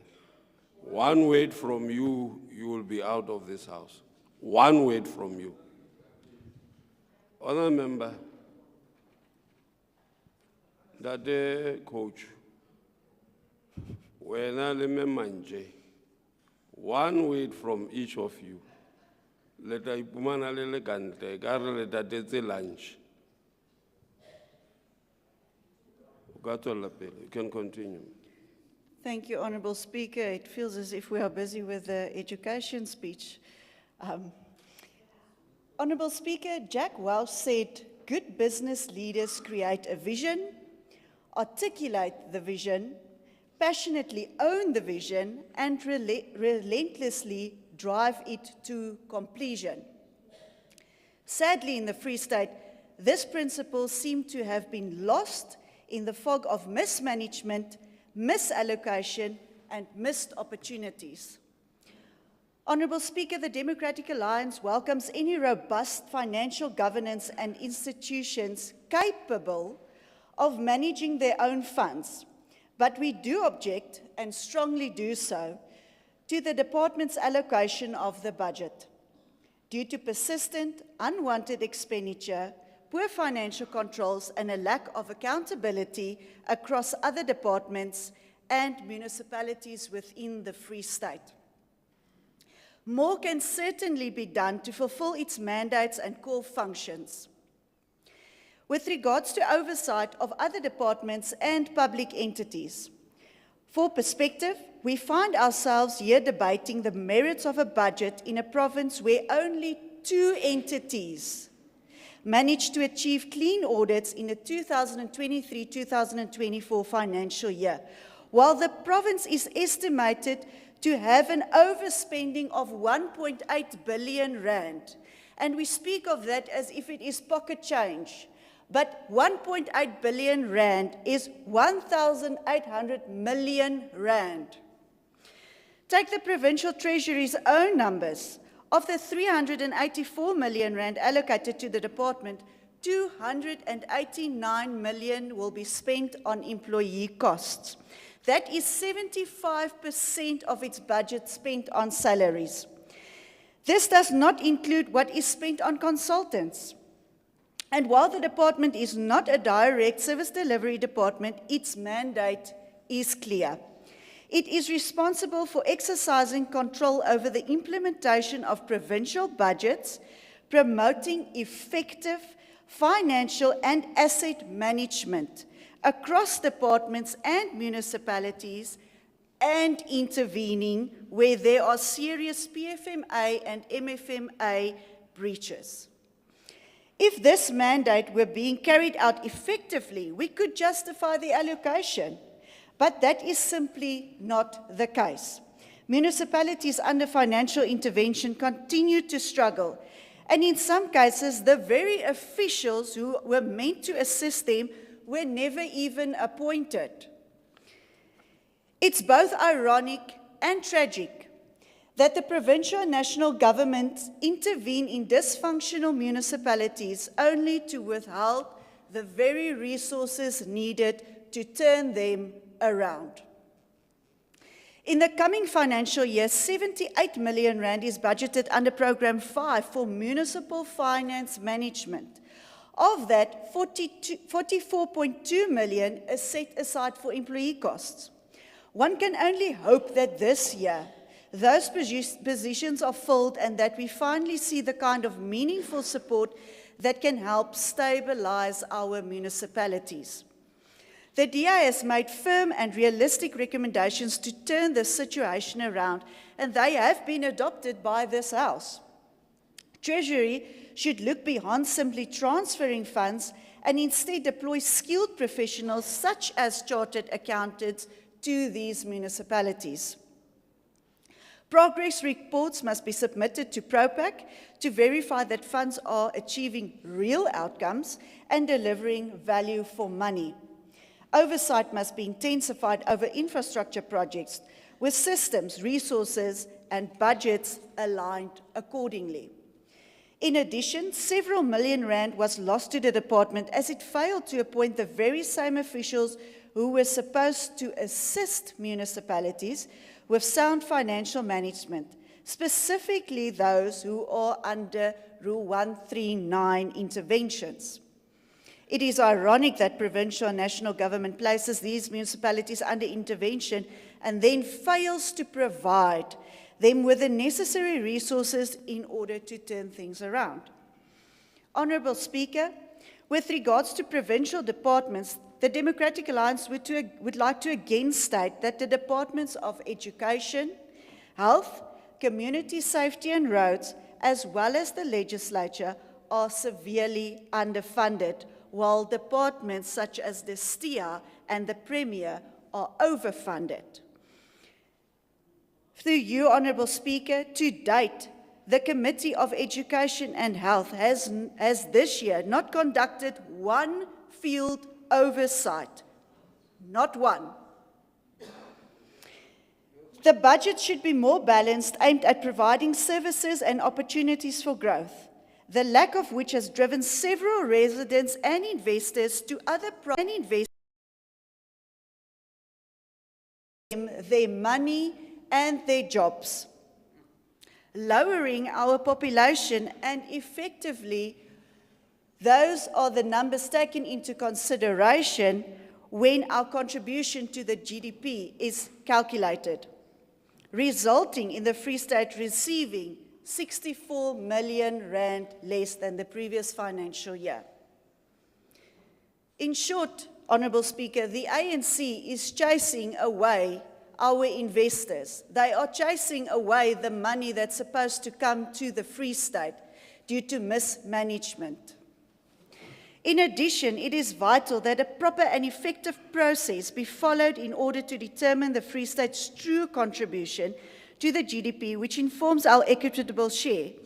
Not all people who make use of our entities and infrastructure necessarily reside within our borders. The Free State is the most central province, and our roads link provinces and countries with each other, as well as harbours, international airports, and economic hubs. Our universities are temporary homes to several thousands of students from other provinces, all using our infrastructure. Many residents from Lesotho also rely on the Free State for educational, health, and economic needs. These are factors which should be considered. At the same time, our central position comes with its own challenges. We face rising cross-border crime, especially stock theft. Our roads are deteriorating from overuse, particularly by heavy-duty vehicles. The already strained health system must accommodate patients from neighbouring provinces and across the border. And schools near Lesotho often take in students from outside the country. These pressures are not reflected in the current budget, nor is there any meaningful effort to reallocate funds to meet these realities. Also concerning is that under financial governance, 30 million rand is reserved for employee costs, not considering consultant fees under goods and services. These are the people who we entrust with monitoring the finances of departments and municipalities, and yet the Department of Education could not pay service providers in the last quarter. SARS, the pension fund, and medical aids for teachers were neglected. We even needed to pass a second adjustment budget in January just to keep our lights on. Meanwhile, clinics and hospitals are running out of medicine, and hospital beds are becoming increasingly scarce. The ANC government believes that problems can be solved by simply throwing money at them. But the current management system is failing, and the Democratic Alliance is deeply concerned. PROPAC has listed the following issues: inadequate consequence management, insufficient financial and performance reporting, poor expenditure management, and weak contract management, which negatively impact financial management and service delivery. Honourable Speaker, the Democratic Alliance cannot support this vote. We need a budget that is balanced, strategic, and accountable. We need leadership that does not just talk about vision, but implements it with purpose and integrity. The time for excuses has long passed, and the people of the Free State want results. I close with the words of Kenneth Chenault, who said, "Many people don't focus enough on execution. If you make a commitment to get something done, you need to follow through on that commitment." And I just also want to emphasize the fact that the reason why there is economic stability currently It is brought about by political stability. The moment that there were any rumors of the DA not being part of the GNU, the rand weakened. The DA brings stability and economic growth. I thank you. Honourable Member Rockman.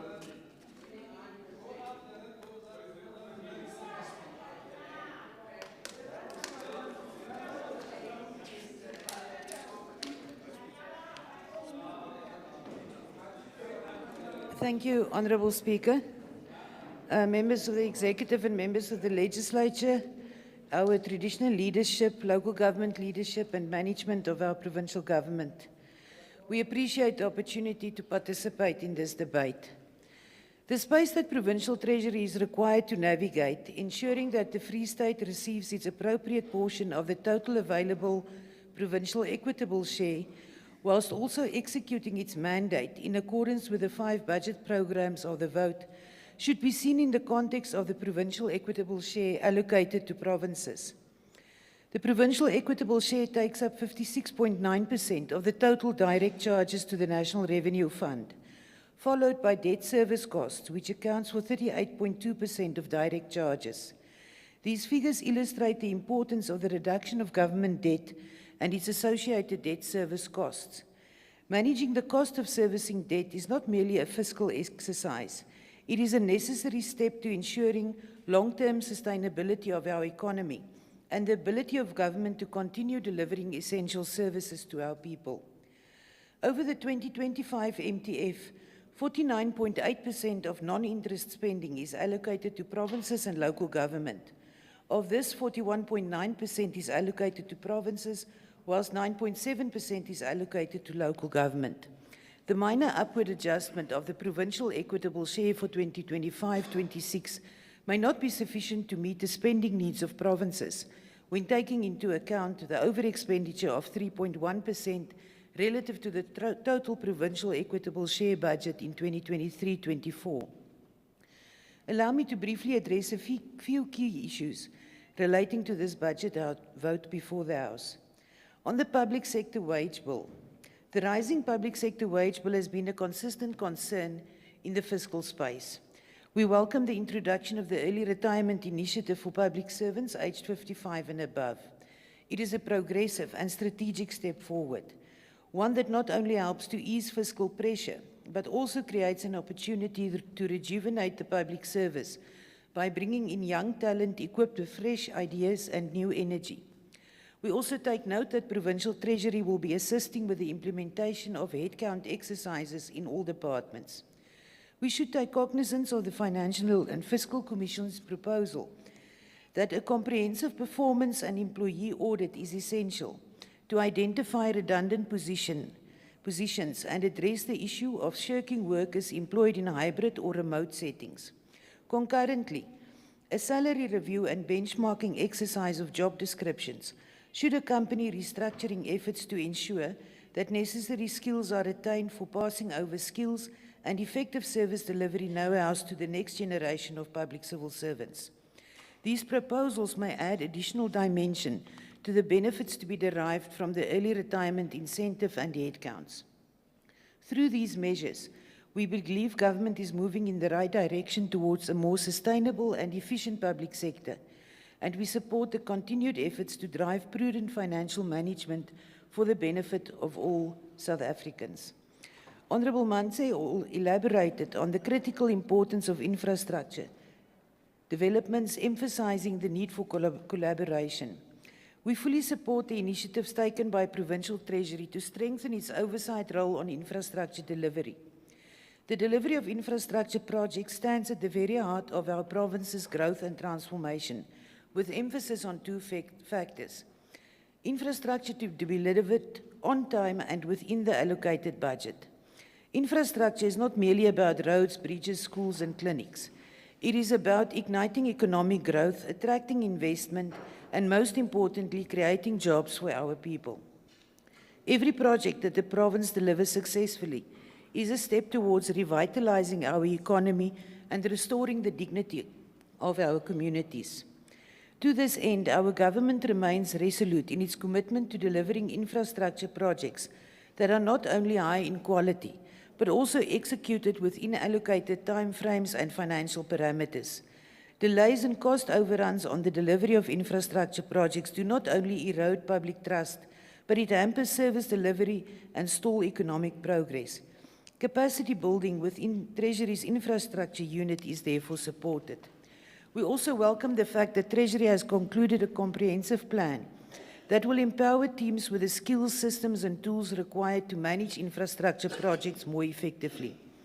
This initiative will ensure that we derive maximum value for every rand spent with improved oversight, reduced wastage and enhanced project delivery. On the baseline review, in the current financial year, Provincial Treasury will lead a consultative process to review budget baselines across all departments. This is a very necessary initiative, as we have to maintain investment in our she sector departments, that is social development, health and education, whilst equally attending to the repositioning of the budget to strengthen economic growth. This review will enable Provincial Treasury to conduct further in-depth analysis and scenario planning on possible fluctuations in equitable share allocations and developments regarding conditional grants, especially in the outer years of the MTF period. The baseline review initiative is directly aligned to our commitment to fiscal sustainability. The baseline allocation of the Free State Legislature must be included in the review to ensure that the legislature is able to meet its constitutional obligations, particularly with regard to oversight, public participation, and appropriate funding allocations to enable political parties to operate in an efficient and effective manner. Oversight in the legislative context and monitoring and evaluation in provincial government should not be confused and used interchangeably. Each has its own role and place. But investment in the legislature is a direct investment in strengthening our democracy. On supply chain and 30-day payments, we welcome the strengthening of supply chain management systems throughout province-wide outreach programs. These initiatives are not only enhancing transparency and compliance, but are also helping local suppliers understand procurement processes better, thus improving their chances of participating meaningfully in government tenders. One of the cornerstones of supporting small and medium enterprises is our adherence to the 30-day payment regulation. When we delay payments, we compromise the very survival of our SMMEs, the lifeblood of our economy. Timely payments ensure business continuity, help preserve jobs, and inject much-needed liquidity into the local economy. We therefore support the initiative taken by Provincial Treasury to ensure that all departments and entities continue prioritizing this as a non-negotiable obligation. Linked to this is improving our ability to track empowerment of women, youth, and people with disability throughout government. And Treasury and DSTIA will continue to lead the provincial government's work in this regard. An assertion that it is time to end BEE is so misplaced in this debate that it is not worth exploring. On financial governance, Honourable Speaker, we must acknowledge and congratulate Provincial Treasury when it comes to efficient and effective financial governance of its own affairs. Its achievement of clean audit status for 3 consecutive years sets an example for the rest of provincial and local government. Achieving clean audit status is not just an accounting outcome. It is a signal of accountability, integrity, and a government that cares. Program 4 of Treasury's budget vote houses the Office of the Provincial Accountant General, one of the lesser known but critical functions in Provincial Treasury. It is a central point of our accounting norms and standards and plays a key role as coordinator and intermediary during the provincial audit process. We wish to urge Provincial Treasury to ensure that this program is fully supported from both human resource and financial capacity perspective, and one would argue that it deserves a higher allocation amongst the budget programs than it is getting. Clean governance is, of course, essential for effective service delivery and fiscal sustainability. To that extent, we will continue to support the Provincial Treasury to lead a robust clean audit program, supporting municipalities to improve governance, compliance, and financial management. Of equal importance is Provincial Treasury and COGTA must place additional emphasis on performance planning and reporting to ensure that our local government sector reports accurately and transparently on service delivery.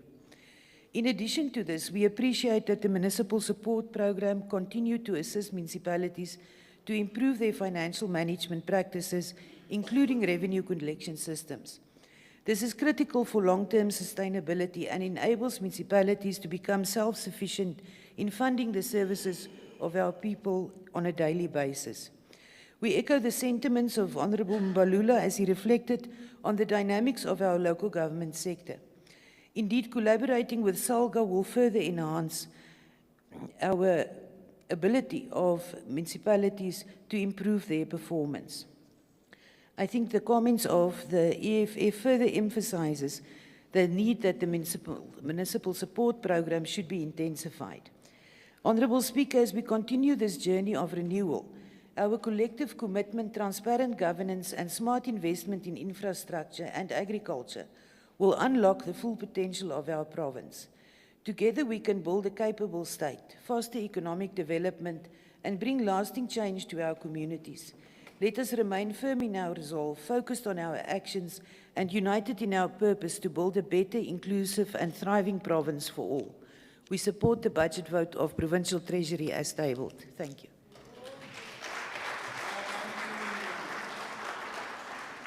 The Honourable MEC can now reply.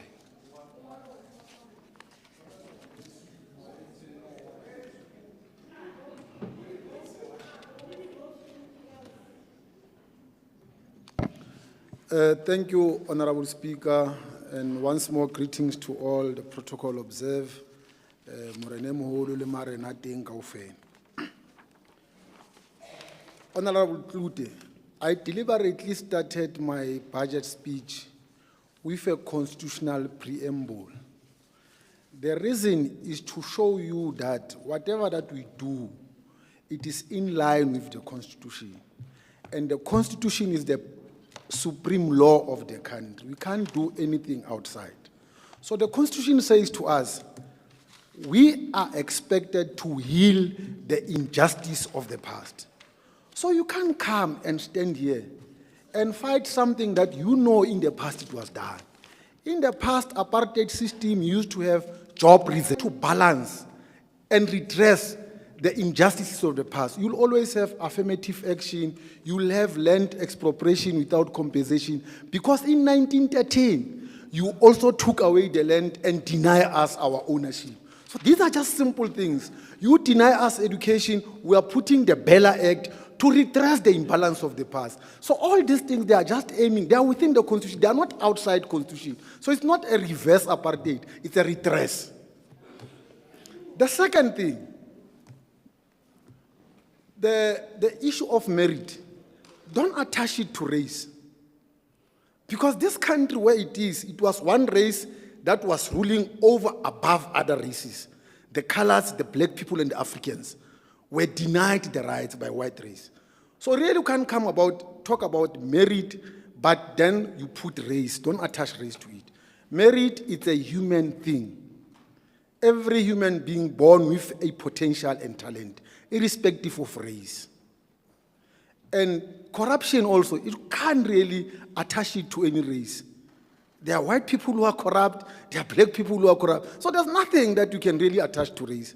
So don't come and stand here and say the ANC is putting a black agenda. In the first place, we are the only organization, I think, that respect the people of this country, both black and white. It is precisely the reason that we have adopted the Freedom Charter as a guiding document, which accept that the people of this country are black and white. I'm not sure if your organization does say that. Now, on the issue of municipal audit, in the past, the support to municipalities was in the form of systems, the training and direct financial support. What we have decided is that we have identified the main issue now, which remains the human capacity, something that we are trying to resolve. Hence, we have decided to redeploy hands-on support by experts, including the chartered accountants, who will go practically to municipalities, become hands-on on resolving some of the issues. Honorable Msimang, bothata ba go le motlakase o ga o qadile ka difariki tsa tswa jwale tsa lo loma motlakase. But Honorable Msimang and Honorable Leach, let me just give you one educational lesson. Today is the budget of the Department of Treasury. On the 18th of March, it was the medium-term expenditure framework budget, which talks about the issues that we have been raising here.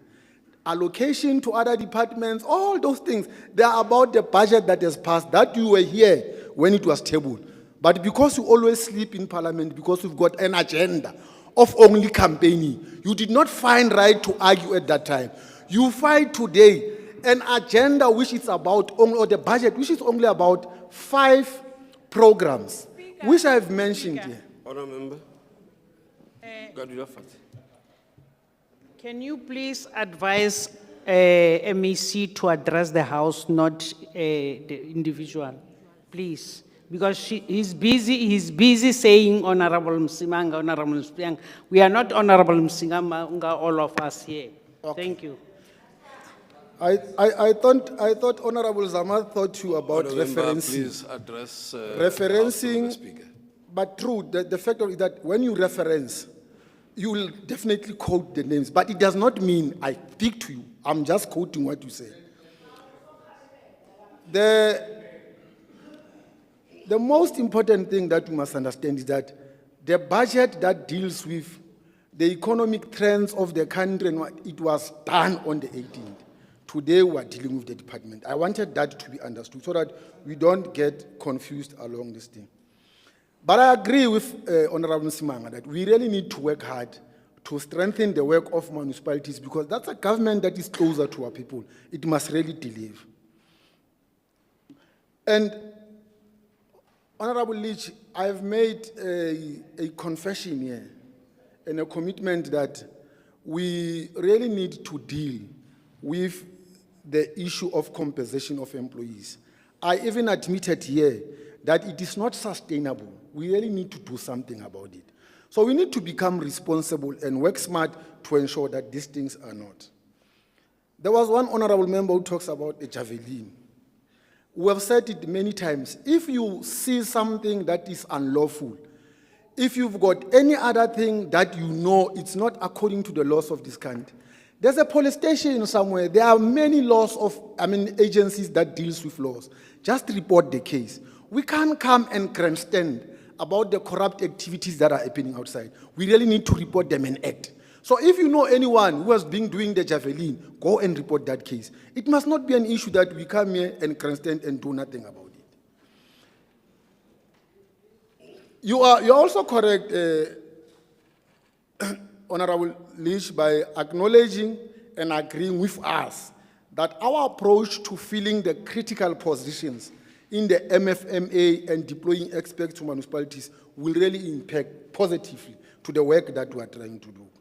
I was clear that we are going to conduct the baseline reviews to find efficiency in all the departments. This is the department that is going to do that, not something different. So we are saying the Department of Treasury. Honourable Member, can you take your seat?